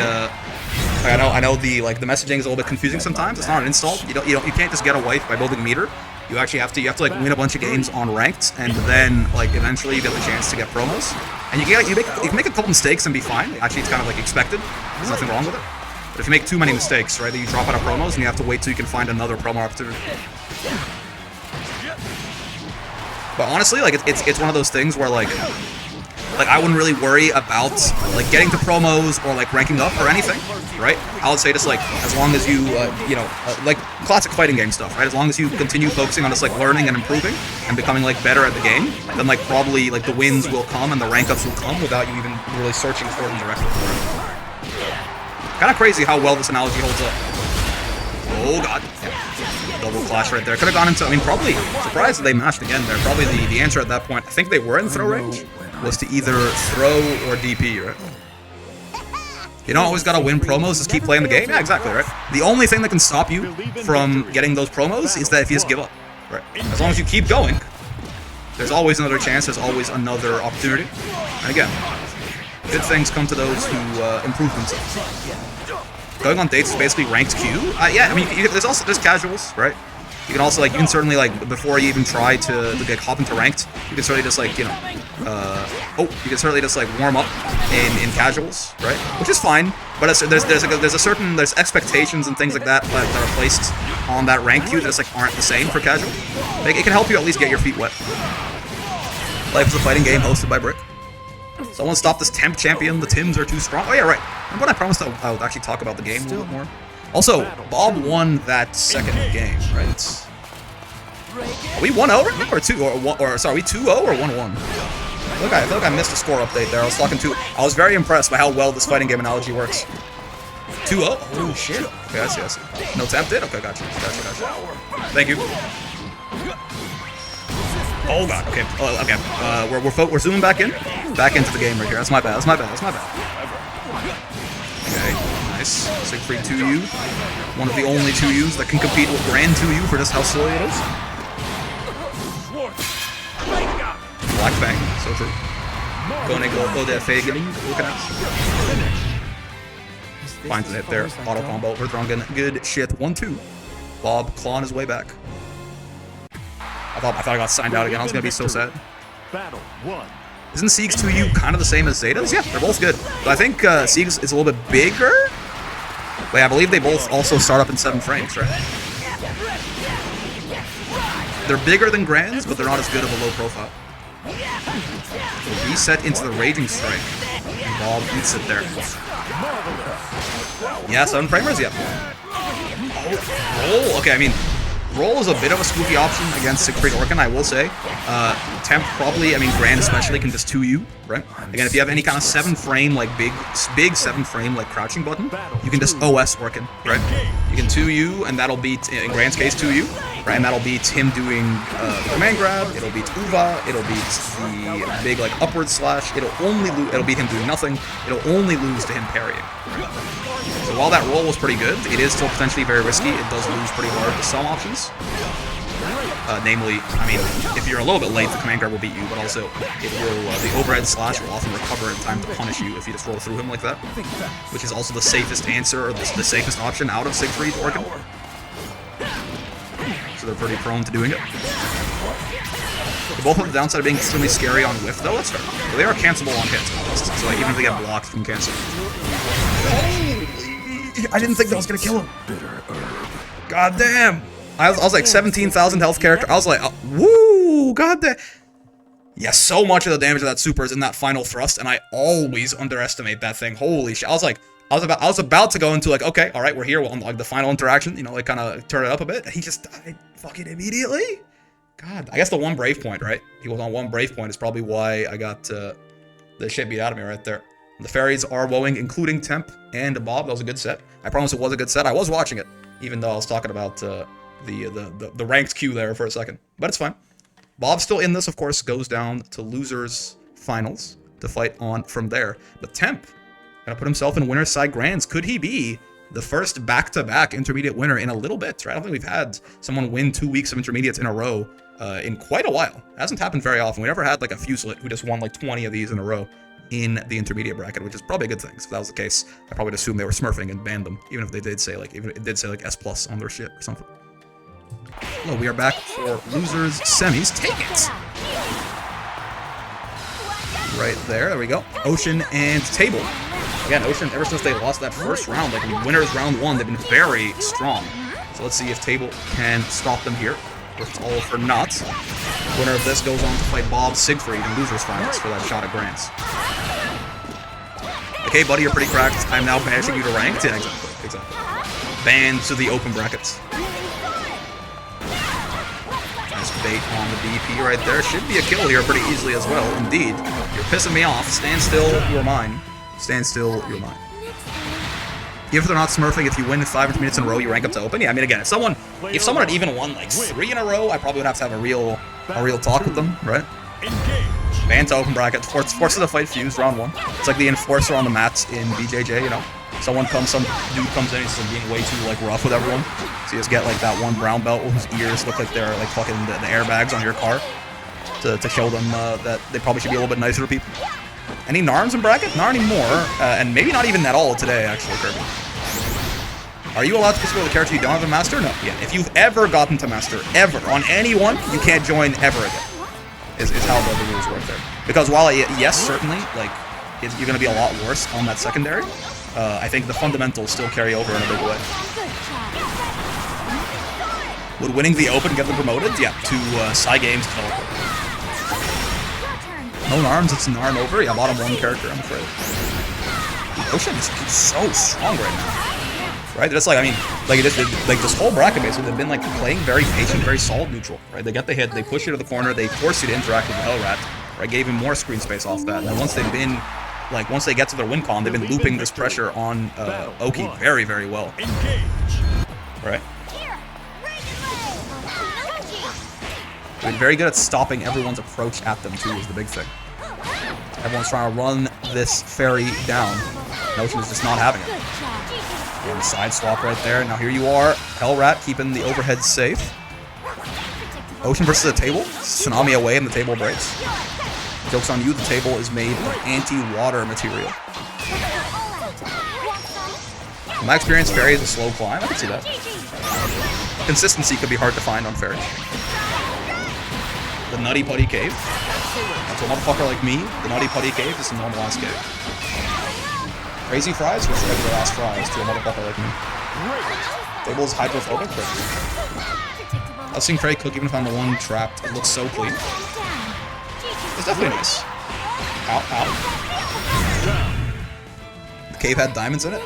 There were diamonds in the box. Waterproof table seems kind of dope.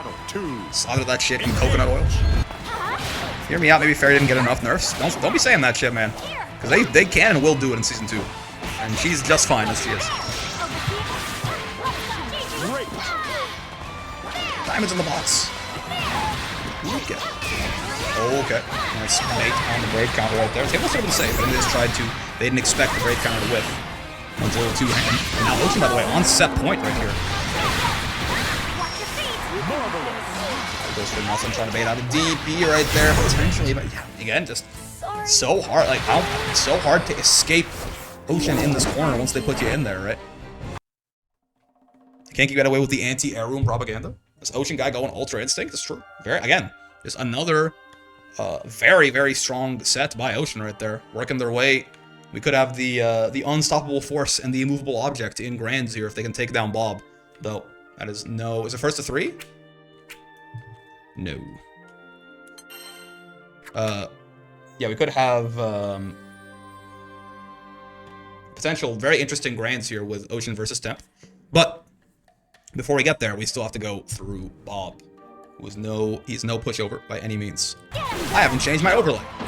We are here for Ocean and Bob, Mr. Cloco, for our losers finals. This is again our penultimate set, another first to 3 right here. Let's see how this goes. Winner of this, of course, goes on to face Temp's Granathan in Grand Finals. Grand Finals even would be a run back for Bob. For Ocean, it's more of a matter of I'm just very interested to see how they would interact where they win this set, because again, I've been talking about it, but Ocean's been very good at sort of like keeping people away from them, countering them on the way in, side swapping with that light dispense, then going to town from there. Where Temp's kind of running people down all day, so it'll be an interesting clash of playstyles. But you might never get to see it, so let's not pretend that Bob's not right here, being the menace that he always is. I see the DP right there, it's gonna beat. Siegfried DP has so much goddamn invuln on it, even though like Bob did his DP at the exact same time that Ocean did SSBA. It's just not gonna work that way. Right. DP hurts, yep. Thing's got like 28 frames of invul on it for some godforsaken reason. Yeah, second hit, actually, like second hit starter on Siegfried's 66H is like the ideal, to my understanding. You'd actually rather, yeah, like that exact hit is what you're looking for, right? It's a better starter if you miss the first part. That's what I've been told anyway. God, I hate Sieg HDP. We give one of those to Abel? Abel's fine. Abel honestly needs to be a little bit weaker, I think. Okay. Yeah, nice side swap. Now you're in the corner. Oh, a little bit. GG, you know, he had a late lunch. The negative edge not quite working out. GG was too busy gooning to edge. Did not get his shockwave in time to combo off of that overhead right there. I think Siegfried lives these. I think so, right? I mean, does he? He doesn't. Nice. I guess because that whole time you can't get combo limited while the super's going, right? Oh, because super's reset combo limit, right? Yeah. Oh, I thought combo was gonna come way earlier. But this is one of the more practical examples besides like the Cagliostro trap setup. Super's reset combo limit. So supers that you can combo off of like that. You just saw like the super started, even though like the juggle had already been happening for so long.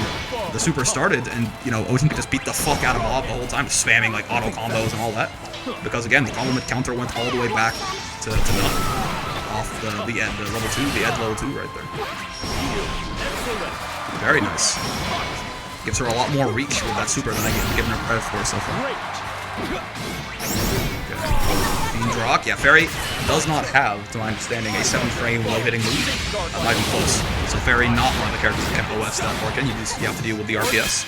In that case, if you're not one of those characters, you just want to crouch and react to it. Because the big upward swing is going to whiff on crouches. You can punish him for it straight up. The Uva is minus on block. You can take your turn back, or if you react to it, you can like roll through it if you're really cracked, depending on the spacing. Right. And the command grab you can react to and kill him for, and the parry you can react to and kill him for. So there's nothing, and like the only unreactable option whiffs if you're crouching. So. I wonder if the dead will blunder into the same traps as the living. Ferry SSBA, iframes, and as soon as starts over, doesn't even cover first active frames. A terrible reversal? Fair enough. So it's a terrible reversal against the best one in the game, as far as I know.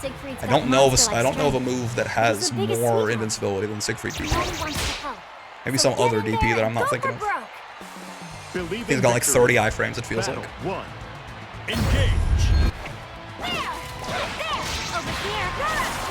You're up, GG. Liking Bob's patience. Good stuff. Trying to go for the toes there. Again, while that fireball is a much worse neutral tool, it is much more plus on block. So like if you are close to Siegfried, you can use it for pressure in ways you couldn't before. Alternatively, it does mean that it loses to spot dodge much more easily than it used to as well. Being slow meant to it often catch the back end of your spot dodge. Kind of like that. How much of the hitbox with CDP looks huge at first glance? Oh, you're definitely correct, Ignis. Yeah, it's the biggest in the game. Don't you worry. They did make it smaller in the patch. It's still gigantic. Your instincts are very correct. They did make it smaller in the patch, if I recall correctly. But, like before the patch, it was genuinely hilarious. I think Ocean is banking people running and mashing a little too much. I mean, it's kind of what I was talking about with the match with Hedgie as well, right? Ocean seems like, I mean, Ferry and Ocean both seem very good at like catching people as they're trying to run on them. Playing a more patient style might be more effective. I was talking in the context of Lucy, honestly. I don't see why not. Bob applying gets to Siegfried here too. Sample has an advanced forward. Oh, thank you. Yes, yes. They made it so yes. They made it the horizontal range got worse, basically. Thank you. Yeah, so it's still a hilariously huge DP. Like a book. Like a book. You can combo into the grab off the Rekka? Yeah. It's pretty, like, it's in the grand scheme of things, it's like pretty situational, but he can do it. Ow.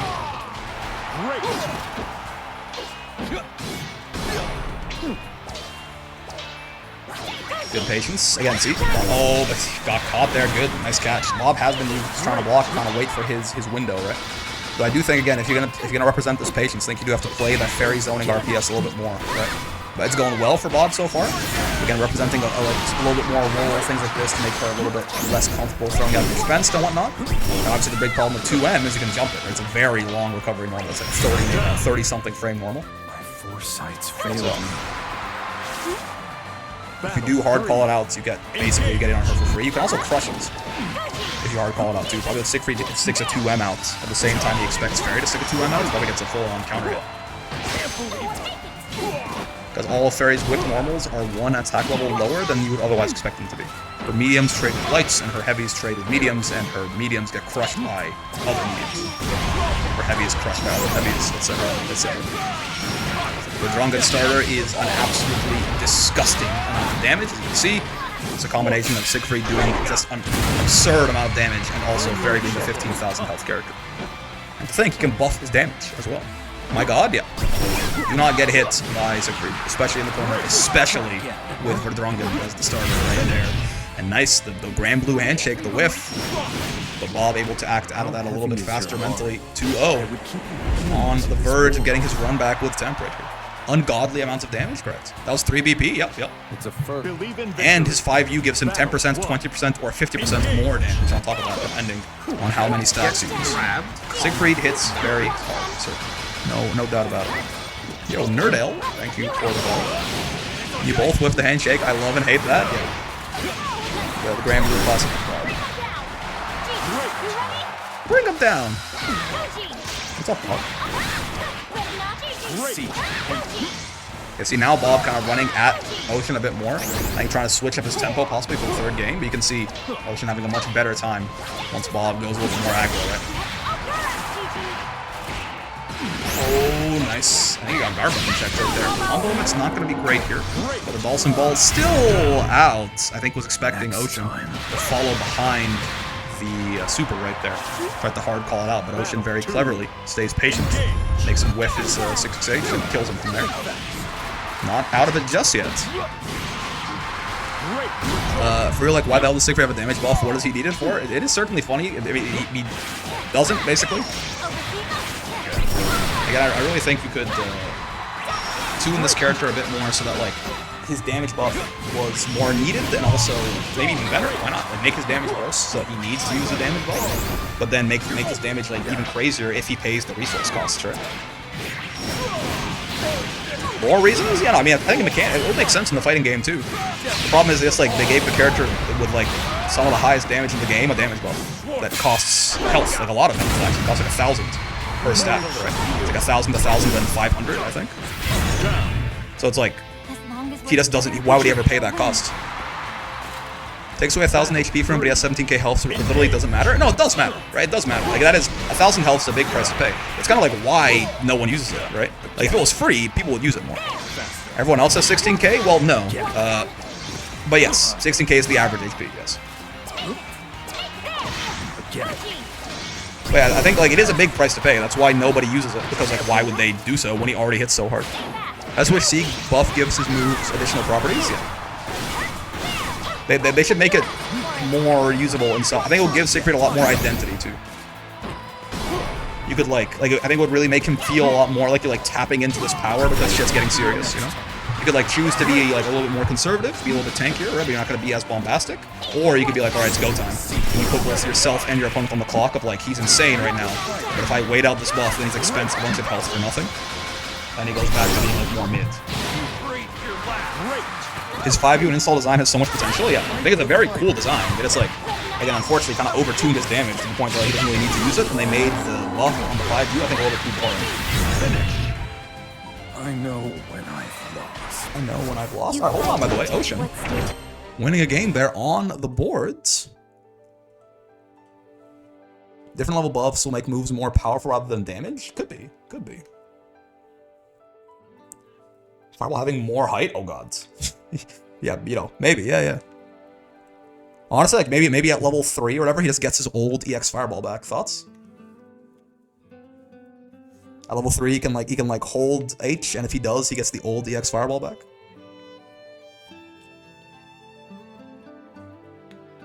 What's going on here? Is Bob switching? He might be. Hell nah. I mean, level 3 is a steep price to pay, right? It lasts for 8 seconds only, and it costs him 2,500 health. So it makes him basically Ferry. It's like you could do some pretty crazy. Maybe Bob's just taking a break, possibly taking a breath. It's also very valid. My mom called me. Aww, hello, mom. Ferry. Everyone say hi to Bob's mom. That was exactly my idea. Yeah, something like that. There's a lot of like I think Siegfried is a cool character, but I think there's a lot of potential for him to be a lot better. Like a lot more interesting. Maybe not better strength-wise. This would almost certainly make him worse, right? This would almost certainly be a nerf to Siegfried. But because it's like by definition, unless you give him this setup that is like so trivial, doesn't matter. Making him a setup character is probably going to make him a little bit worse. But it would make him a lot more interesting, I suppose. So it kind of depends on what angle you want to go with. I love Zeke's character, yeah. I think his personality is cool. I think his whole like war thing is interesting. I think he looks Don't be afraid, really sick. guys. Siegfried's got monster-like strength. But he's the biggest He's the sweetheart. biggest sweetheart. He's the biggest He only sweetheart. wants to help. So get in there. The red and eyes go for are broke. really cool looking on this Ferry Believe in skin. victory.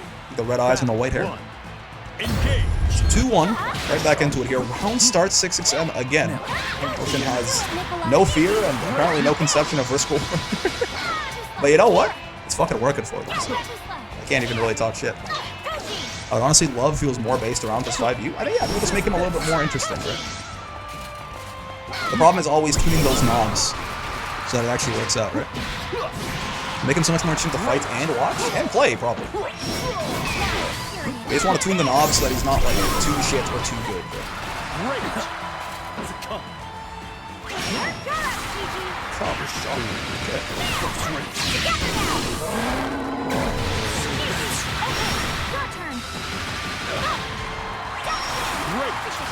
Oh, yeah, trying to spot dodge a DP right there. I mean, honestly, that's a bit of a risky thing to try and do there. They're on DP on Djeeta. You're likely to fuck up the spot dodge timing and see DP anyway and just die. But I like the idea anyway. Like, theoretically, it was sound. Against Siegfried, it's maybe not.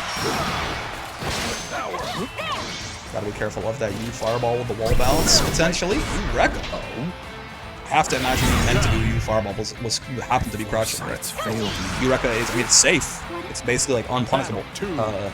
But like didn't really do too much right there. Hey, wait, hold on. I was on the verge of tying it back up right here.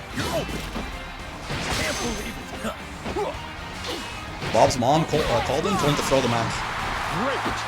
He's got 10,000 on Ocean. Oh, rat.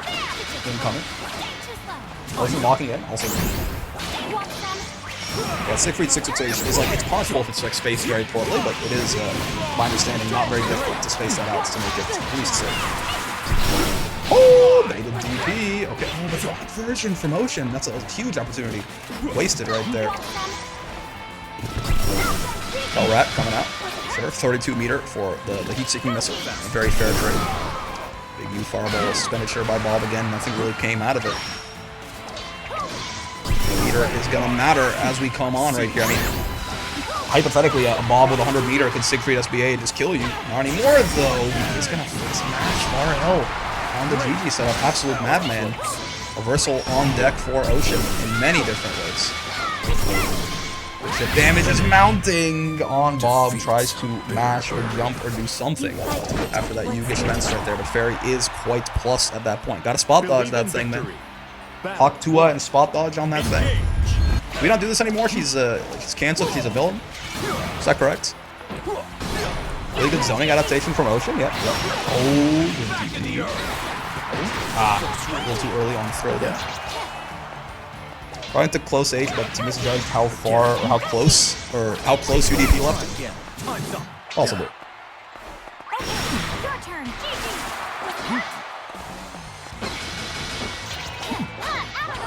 Oh, good spot dodge, but he doubles it up. 2-2U should refund meter on block per multi-hit blocked for Ferry. Hold on a second. It's an infinite energy machine. Costs 50 meter, gives 100 meter. It's actually looking kind of scary for Bob now. I mean, down in this round. Oh, 668, sure.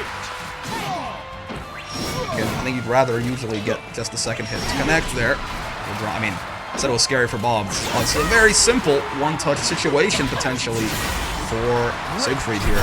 Very good throw on that roll-through. Red Wolf punishes the roll-through and gets you away from the GG. The only thing you would have loved to back-throw that, certainly. Because now, Ocean's got all of this screen space to work with. This is what I was talking about earlier, though, right? This is why all of that expenditure of meter by Bob could be considered a mistake. All those U fireballs, because at the end of the day, if you have 100 meter and you're playing Siegfried and you're against his owner, right, the numbers, they spell disaster for you at Sacrifice, Senior Joe. Because now, it's set point for Bob. Ocean's been mounting a hell of a comeback, but Again, it might just be all too little, too late. That 100-meter from Siegfried is so devastating in any kind of zoning matchup. You can't commit to anything when that dude is under meter, or else this fucking chain shift super is gonna come for you. Kicked right through GG's soul. That super sent his ass back to the blender model that he forgot to give an outline. Okay, good strike, sure. Again, super on deck potentially. Could have even done it right there on reaction to the Gespensts. Yeah, Ocean's got to be very careful. They're really playing with fire here, throwing out all these Gespensts against the Siegfried under meter. I don't know if Bob knows or not, but all 3 of those potential 3 breakpoints to 0 situations. I like the run-up throw right there. It's been so passive. Oh, there's a reversal that time. It's been so passive this whole time, right? Bob playing very reactive clearly, so use that against him. Just run up and throw, very well done by Ocean. I get the GG extender too, double 668, bouncing on it, doing tricks on that thing, and that's what I was talking about earlier. Run up spot dodge, pretty good against anyone except not Siegfried, right?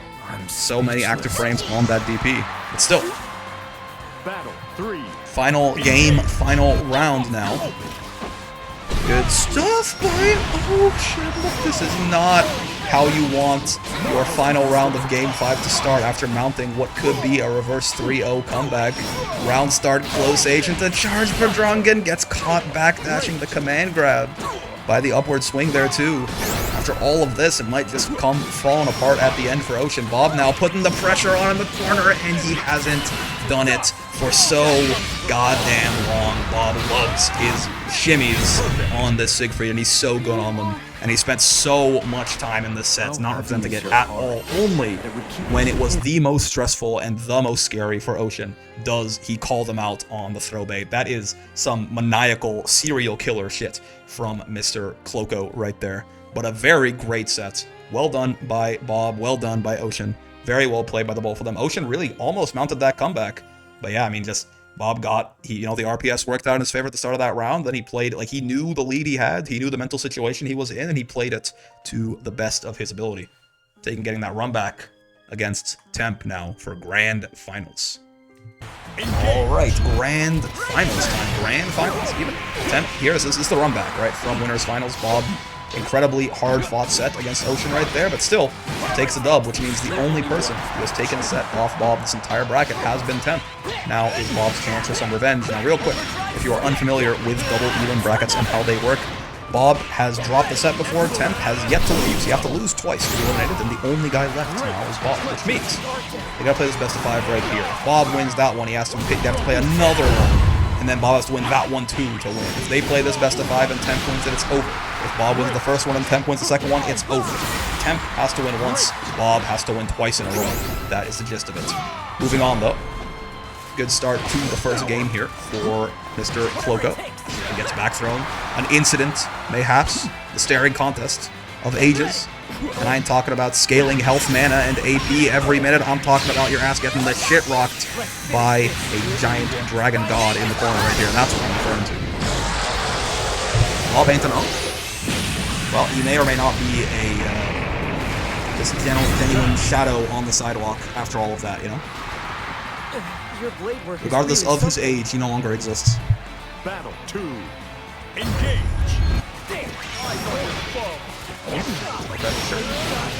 Good old Grand JU. Classic little work around the button. Point to blank boot is some wild shit. I am the main character here. Yep. Hit him with the power of friendship. Oh, good stuff again. When you clash, you've seen it a couple different times. You can cancel anything into anything. Going for the close H there, considering that Bob was landing. It was actually very clever. I'm not sure it was intention, but actually was probably like close to the optimal thing to do right there. Bob would have to land into like immediate DP to beat that. Not quite. Temp playing some diabolical levels of Grand Boots fantasy. He does love his boots. It's true. In fact, but you see, I think if you're Bob, you have to really make these hurt for Temp, right? Temp has, he has been very aggressive all bracket. He's been just running at people, doing that boot. When he misfaces a boot like that, I think you really have to make it pay. It's like hit him with, close H over the wrong guy or something, right? The throw is just not enough to discourage this. You have to be able to rely on Temp to play neutral with you. And if you don't, if you don't make him fear the consequences of his actions, there's no need for him to do so. This kind of counts. This kind of counts. Reversal SSBA. Hit him with the blunt end of the blade, but it does not matter. Enough muscle behind that thing to knock you out cold anyway. Game 1 is a big statement piece here. Whoever can wrap this up first. Gojo looking ass. You are the challenger here. Oh, nice spot dodge on the Drongan as well. Didn't quite take his turn back though. It was a little late. Maybe he's a little bit worried whether or not he was actually plus. And I believe he was. It's fine though. Hesitation does not come back to bite him. Still finds his way out of that corner. That boot was not plus, I don't think, good sir. But Bob seems to believe you. He seems to respect you. Get to take your turn anyway. Nice conversion there. Say, oh my legs. I don't think that one was either. Maybe I'm wrong. Maybe Grand Boot is plus from like closer up than I'm giving it credit for. Because Bob certainly is respecting these. I think he's just playing it safe, honestly, which is also fair. Unless you're certain that he's minus and punishable. Why even go for anything too crazy, right? And of course, the classic Siegfried checkmate right there from Bob. Taking us to the end of game 1 for Drongan into DP. Frame perfect spot dodge. Otherwise, you just die. And you cannot, to my understanding, buffer spot dodges either, so you aren't just fucked. Those were minus? Yeah. We're Drongan into DP, LMAO classic. Yeah. Yeah, I don't think they look plus either. I think it's quite hard to, like, you have to, especially like the non-EX boots, you have to space it out like really well to make plus. Ooh, plus on block, he got a little bit of English on the Drongan right there, right? If Siegfried gets that charge. H for Drongan normally -4 with the charge. He is DP plus. I can't remember exactly how much, it's like +3 or something. But definitely plus enough that you should not be mashing on the gigantic angry dragon man in the blue suit of armor. Battle 2. He's a big boy, I just realized. I think Gran is a small boy also. Run up backdash. Dude, he's playing fucking melee, man. Bob pops in the wrong game. Goes dash dancing in Gran. At that point, rather trying to DP the DP. I think he just, every DP in the game loses though, I think, right? Like, Gran, I think if Gran DPs, I think he still, like, he guaranteed loses instead of 1 frame window. Siegfried just has more info on his shit than you do. I'm pretty sure, anyway. Gran's on the smaller side? Yeah, I mean, he's a child, that makes sense. Or like a teen. I was getting these second hit 6 I'm honestly impressed. I think the big like mental trick there is like you see Siegfried whiff part of the 668, you go, ah, it's my turn. Right? You see him whiff it, you try to mash, and the second hit smacks you upside the head for even deigning to challenge the Dragon Knight. Gran. Believe in victory. Should theoretically clash? That's fair. That's true. Though if he's plus and he starts earlier, then. If he's plus and he starts earlier, I don't think it would clash. I think he would just, well... Bub's MDP is pretty close at 27 frames in, Bone Siegfried still has 2 frames more, yeah. That's a good point, actually. It could clash, I suppose. If you time it correctly, it could clash, at which point it's a much more even situation. Though Gran will probably be left airborne and Siegfried will be grounded, right? So it probably will be still a tough spot for Gran. So he has more agency in that spot, I think. Bob locking in. Oh, yeah. Oh, nice. As soon as he saw any kind of movement there, the U fireball from Temp. 5U gets the wall bounce, 1 brave point, and big damage. Gonna be more than enough for to send Bob to the Shadow Realm on that one. Bob 1 game away from a reset here, potentially. Battle 2. Engage. The 5U zone? Oh, dude, yeah. Very, I mean, good stuff on Temp in these clashes. Not sure, I mean, it doesn't look like he's just mashing. It feels like the choice of close H right there is pretty meaningful. He's reacting to these clashes very quickly. A young man indeed. Thrown. Oh, punish on the shimmy. I think Bob thought he was in close H distance. Got far H instead. Way too slow. Actually got the shimmy punish right there. They did get it that time, but no confirm. On the 2M. Couldn't hit confirm it. Yeah, nice represent the throw there. He did the shimmy twice. Even if it doesn't hit, it's conditioned before the rest of the set. It's a long ass set potentially. You may call it mashing, I call it a bar H routine. Now we got nerfed, but honestly, what weaknesses unique to Siegfried does he have still? Not unique to Siegfried, but he is slow. Believe in victory. Like Sieg is definitely on the slower end as far as movement speed, right? Block speed, dash speed, all of this. But I mean, besides that, he's incredibly well-rounded, yeah. No, Siegfried does not really have very many weaknesses at all. He's got a lot of strengths and like 1 weakness that he kind of gets around by having really good buttons. And very nice fireball. Not like it doesn't just auto win neutral, but it's still a very nice neutral too. But yeah, no, Siegfried is still very good. No doubt about it.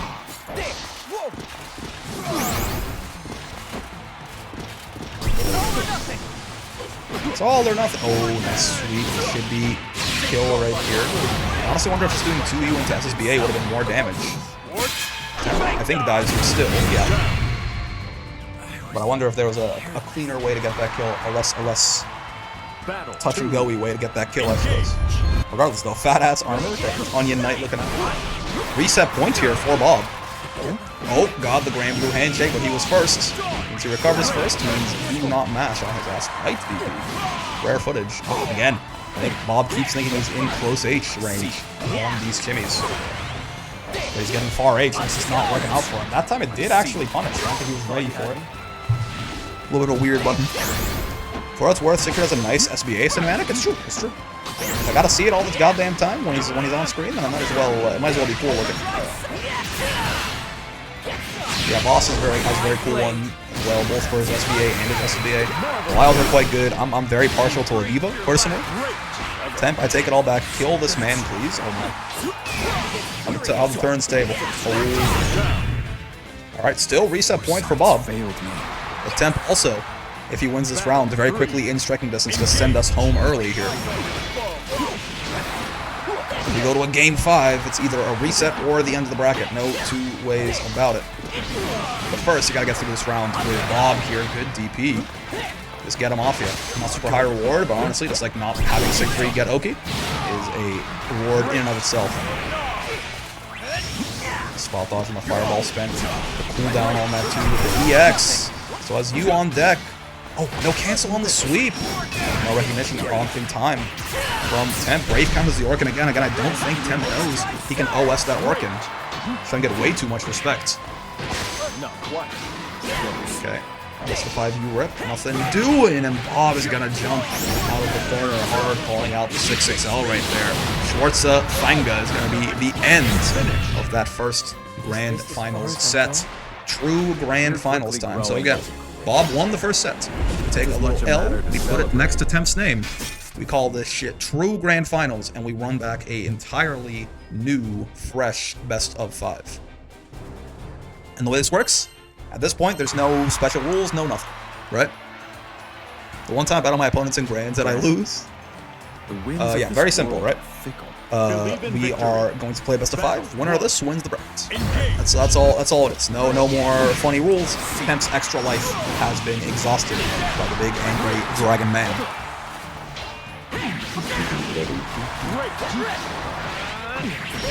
Watch it.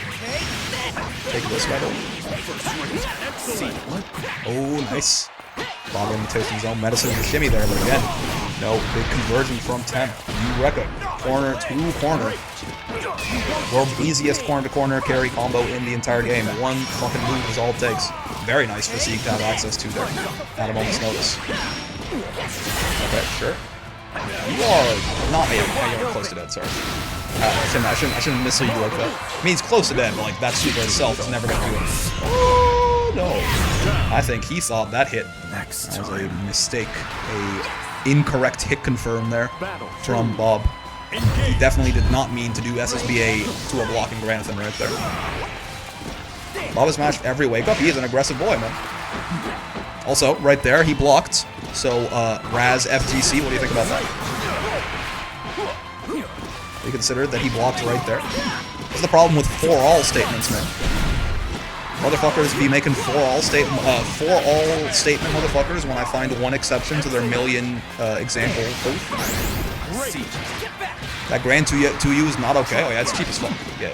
That's why again, when I made every character's cheapest moves, Gran 2U was shot to the top of the list for him immediately. Stop playing, I got an act.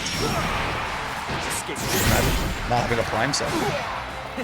Good spot dodge. No reaction on the Unk check. 0 brave points. Kind of spooky, actually. He needs a question mark? Eh, I mean, like it's not. There are far worse things in the game, so. Oh no. Okay. I think Temp could have just gotten the kill there. I don't think he needed to go for a reset. Something happened.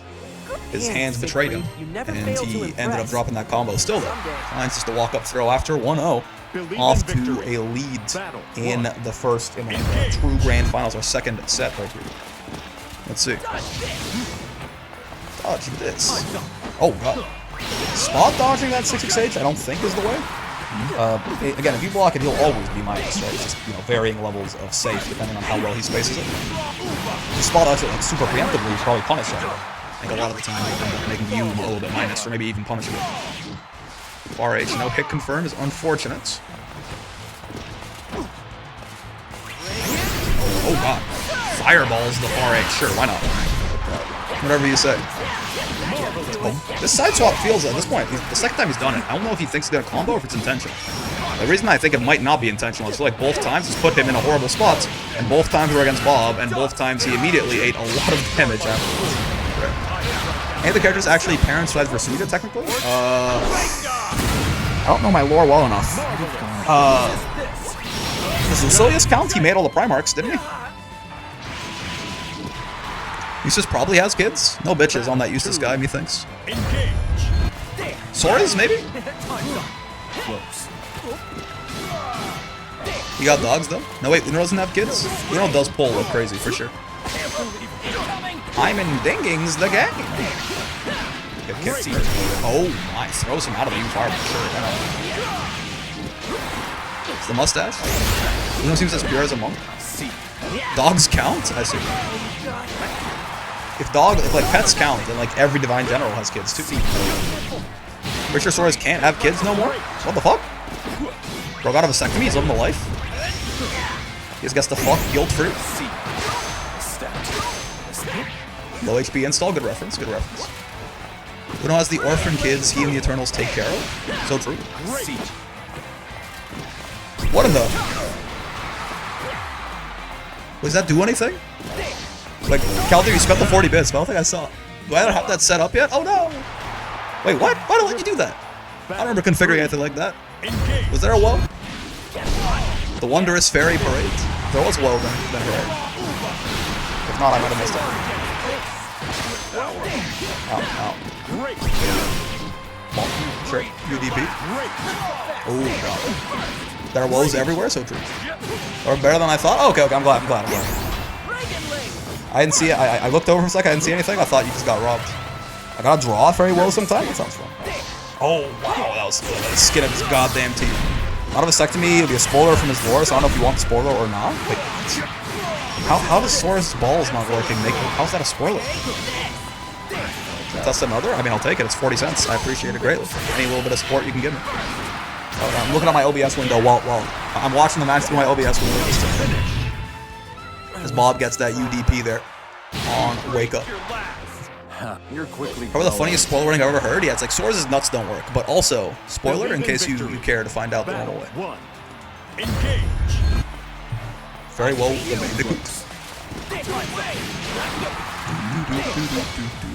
I think the throw in this game is so hard to stop. Oh, Gigantifying email. That shit works. Yeah. Snoop does that all the time. That is very nice. The giant Ferry woe, we do stand. Also, I think that in of itself is very Ferry woe worthy. Right? Like all the other fairies should woe in like reverence, divine reverence to this fairy. PG channel, I'm not gonna use this Soriz info. Basically, Brawl almost died due to sauna water poisoning. To cure him, they had to take his balls. Pretty much, bro got forced to have ED. What the he almost died due to sauna water poisoning, and to cure him, they had to take his balls? What? What are either of those things, and how are they related? Okay, sure, yeah. Battle 2. Why can I still see the outline of his cock when he does his JH when he's in the install? I guess he just like, I guess he's like Okaroon. Vanvalor is insane? Source doesn't have balls? I guess not. He's Okaroon build, man. How do you get the bean above the Franks? It's canon, I'm not making up, I swear. How do you get the Franks above the bean? How do you get the Franks without the beans? How do you get the Frank without the beans? How do you get the Frank and okay, anyway, sorry. I'm a bit of a... I'm kind of losing my mind here. Turbo Granny install? Yeah.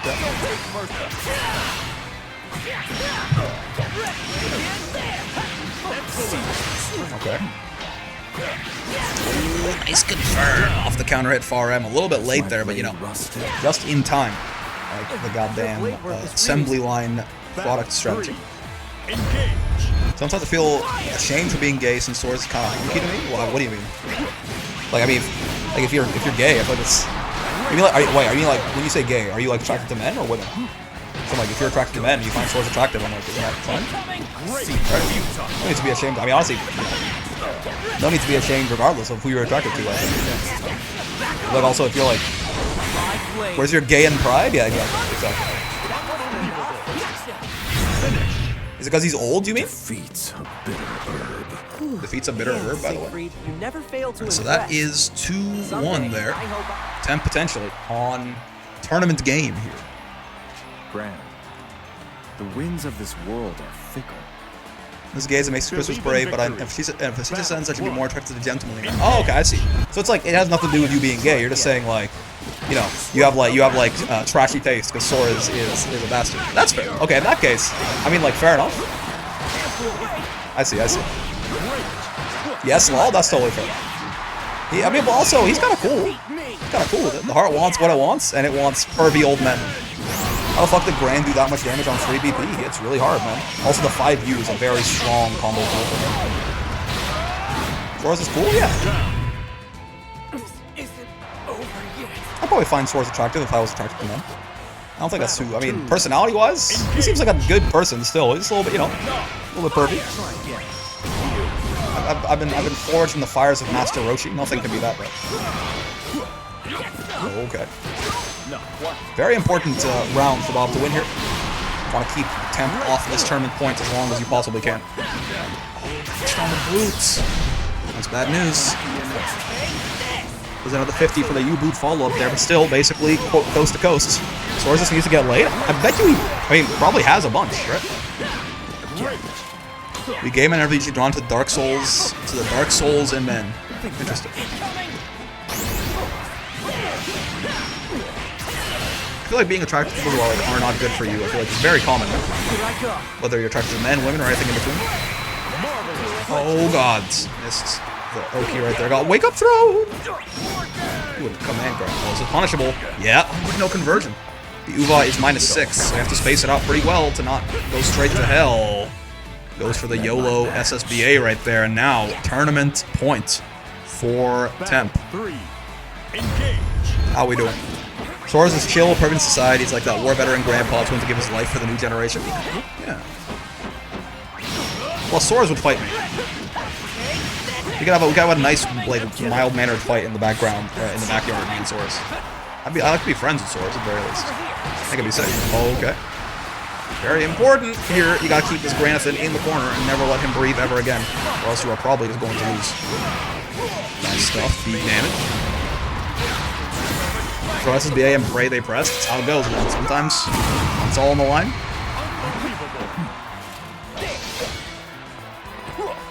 2M is barely whiffing right there. Oh, punish on the 6-6M. A little too horny from Temp right there. And the checkmate. The one frame. The one frame. He gets the one frame. The frame perfect spot dodge on the DP. And he gets the SSBA kill screen. And that's how he wins the bracket. Yeah. 2 weeks in a row? Okay, Temp. Nobody can stop us. I was speechless for a second. God damn. Actually gets the just frame on the Siegfried DP right there. Calls it out. Really well done. Good reset from Bob. I mean, a good set overall. Was very close to going to another game 5 right there. But sometimes the motherfucker just gets the frame perfect spot dodge on your checkmate and calls you out on it. I mean, this kind of thing you just can't really account for. If you are Mr. Cloco right there. He's longer Temp. Yeah, he's now perma banned from the intermediate bracket. No, I'm kidding. But anyway, good shit to Temp. I mean, I will say, though, good shit to Temp. That is going to be his... Isn't it being a pixel too far for Siegfried? What do you mean by this? Or you mean like, oh, you think like the fact that he was a little bit further away instead of fewer active frames? You might be right. You might be right, actually. That makes because like otherwise, I feel like that's a really unlikely spot dodge to happen. It might have been a distance thing. Regardless, though, Temp winning his 2nd bracket in a row. Right, so again, last week we had the intermediate bracket, of course, or the 2v2 bracket rather. But before that, the last 1v1 bracket, Temp won that, and now he wins this one as well. Very good stuff. What was the gamble looking like, by the way? Yeah, you know, I mean, Temp was the favorite, it's being on winner's side. It makes sense. Bob actually put 10,000 on Temp as well, so kind of hedging his bets right there. He may have lost the bracket, but at least he gets a little payday out of it. We'll take it. But yes, very good stuff by Temp, winning the bracket right there. Through for points for real, so true. Yeah, goodbye Bob, goodbye everyone. Honestly, fun bracket, right? Very fun bracket. Hope you guys had a good time watching it. Yeah. Temp, do you want to run Thug Finals, or how you feeling? Good luck in the Thuggy? Well, why nobody wish me good luck, man? His Gran is ranked higher than my Eustace. Do we see some Soriz, mayhaps? Oh, I haven't played Soriz in a long time. Maybe that would have been a fun idea. His Gran's ranked higher than my Eustace, man. I'm the underdog here. Thank you. Exactly. Someone wish the content creator gets no good luck. Freeze. Good old Gran for you. It's my bad for trying to far end on this dude. Spot dodging allowed. This is just oh god, yeah, okay. I see what we're doing. Honestly, if I had a Gran 2U, I would use it that much as well, I suppose. I can't be too upset about it. I have to react to that. It's a guaranteed punish if they spot dodge. Oh, I tried to BC the 2L, but I was a little too late on it. If they try to spot dodge the Eustace M Rec like that, it's a guaranteed punish. You just have to, you have to actually react to the spot dodge, which I did not do.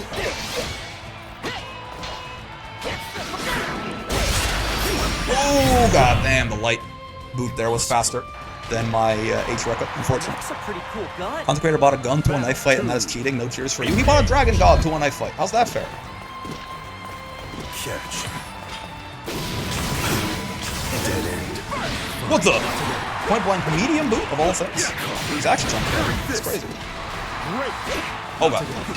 Well, that should be kind of shitty attempt right there. Unfortunately, it's circle.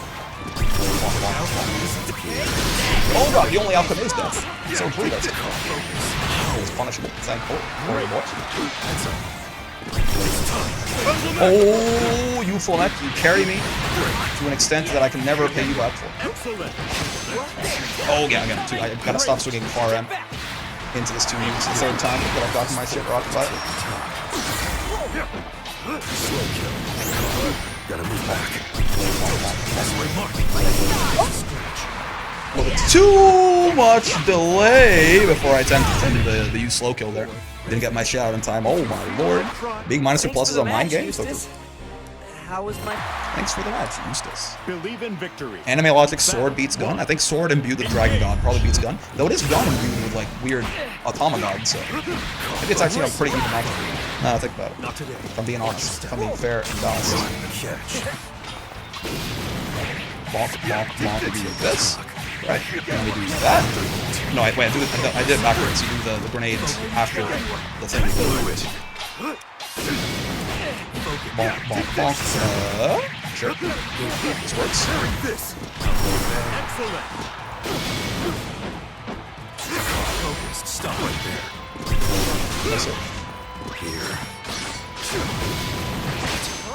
Oh god, yeah, I did the thing again. I swung the wrong thing into that. Nice. Yeah, even if he blocks that, he goes to hell, right? It's a tough situation when you're on chip like that. Did it mostly right? Just gotta use 5U to explode the red nade? Yeah, but you do Flamek and then nade, don't you? Battle 2. Yo, auto? Auto with the ray? What's going on, man? You guys did come, we just finished our intermediate bracket. Temp took home the dub this week. But now we're just running some fun finals that try to get this rust off the Eustace. Bonk. 1, 2, 3. Hit. Perish. Child. Oh god, you know what? Fair enough. It's the instant DP. I can respect that. No sir. No boots for you. Oh my lord! He did just hit 2U on my ass. I guess I should have seen that one coming. I don't know why I decided that U grenade was my neutral tool of choice right there. I didn't. I thought I tried to do Flamek. I already had a Flamek on screen. And as a result, I got light Rekka, which was not. I was not prepared to get. Oh, nice preemptive brave counter gets me killed again. Good bait by Temp. I've been bad about that. Yes, hello, Otto. I will take good care of your raiders. We'll send them somewhere else pretty soon here, probably. Don't you worry. I don't think so. Oh! That shit whiffed. Gotta move back. That's so unsafe. What am I doing? Don't stop. It's gonna blow. What? I tried to, I guess I didn't medium. I tried to mash there. That didn't work. I'm really mashing a little too much on these. Giving away too many of these free swap close H's. Slow ass fireball. US fireball. That also clashes. I think he's discovering that Eustace's fireballs are a little bit insane.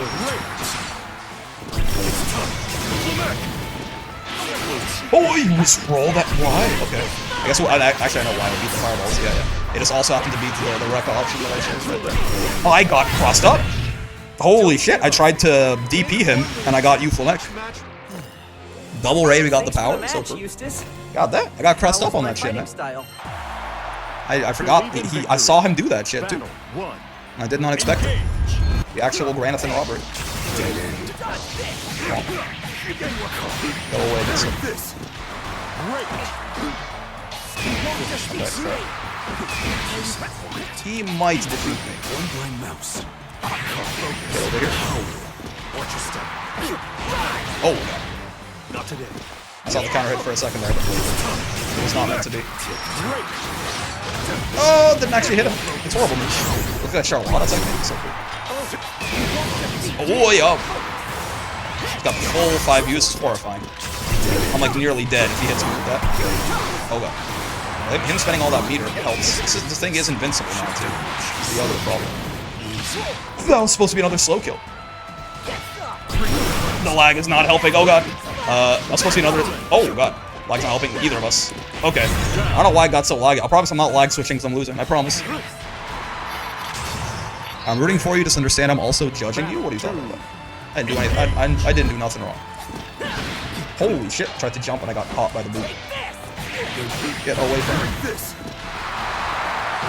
Get back from. Sure. Still safe, luckily, because you can aid is that guy. Okay, yeah, harder to shimmy on the 2L right there if he was throw typing. It's more of a close age situation, honestly. Gotta move back. Fair enough. He's really trying to kill me. He's trying to go for the full. Wow, he tried to kill me. Holy shit. Lag switch on the intermediate players? I promise I'm not lag switching. It is rough that it got laggy and then I won, right? That is definitely not a good look, but I didn't do it.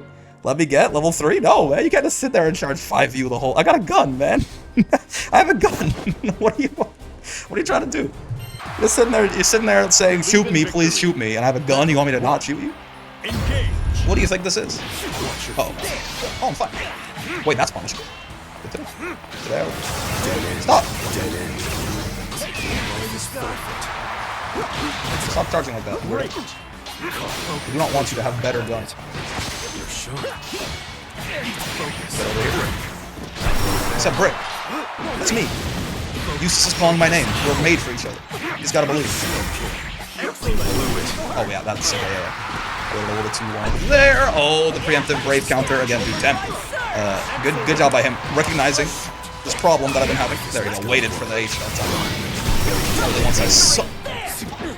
He's really trying to play like, for real. Like he wants me dead in real life. Like not even just in the game. Think fast. Get away from me. More like fast kill. Alright, something. He wants me dead in real life. Like he actually wants to find my address, send me a picture of my house as he's climbing into my window and kill me from there. That's kind of the vibe I'm getting here. Whoa, oh, whoa, that was some rollback. That's pretty wild. I'm not gonna lie to you. I promise you my internet works. I have a functional connection.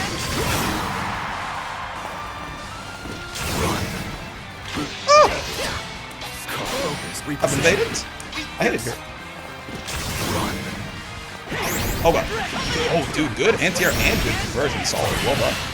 Oh, it's gonna connect, right? Yes. That's gonna do a lot of damage too. Nice. I did mash when I saw him whiff that.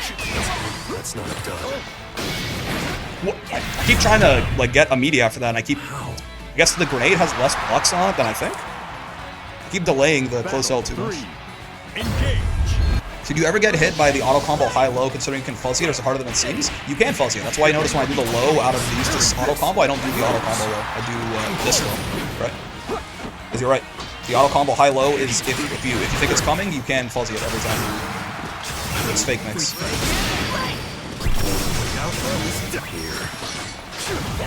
Oh, Benji's so cool. That's bonk, bonk. Oh, it's only light punishable. That's yeah. Like that. Like I said, that is a guaranteed punish on that. Right? Guess that's actually have the wherewithal to realize to try to spot that.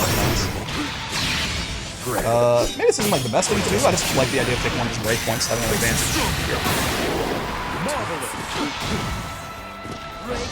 Yeah, he has been trying to fireball me usually when I run back like that. Like the EX fireball after I try to backdash and do the shimmy. That's why I went for that. Believe in victory. Battle. He has that 50-50 quote unquote, but technically there's a way to beat that too. This doesn't involve fuzzy.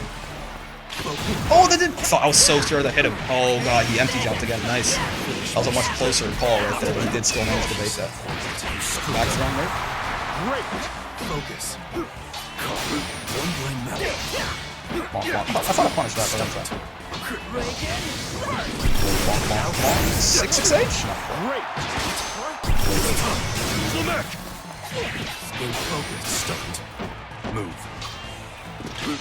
Yeah, there's the fireball from before. Oh, and I actually got far away enough there. He was close enough to combo off, but nice. I passed the guard button check that time, but I also thought he would hit me immediately, and he did not. No, sir. I do miss my mark. Okay, you know what? The lag's been benefiting me a lot, so I guess it's only fair. Okay, nice, but he's still dead. It's only fair that the lag actually screws me over for once, because I'm screwing over Temp basically every time. Lag switch? Listen, in that case, it was actually not beneficial for me.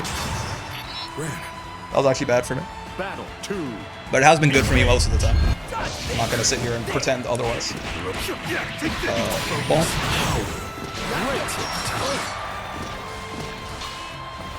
Oh! There goes my grenade. I worked so hard for that grenade. He's been judged. Oh, God, I've been jumping too much. Good conversion again. The L whiff there. Get the distance. Get the backstone. Good sir. Focus.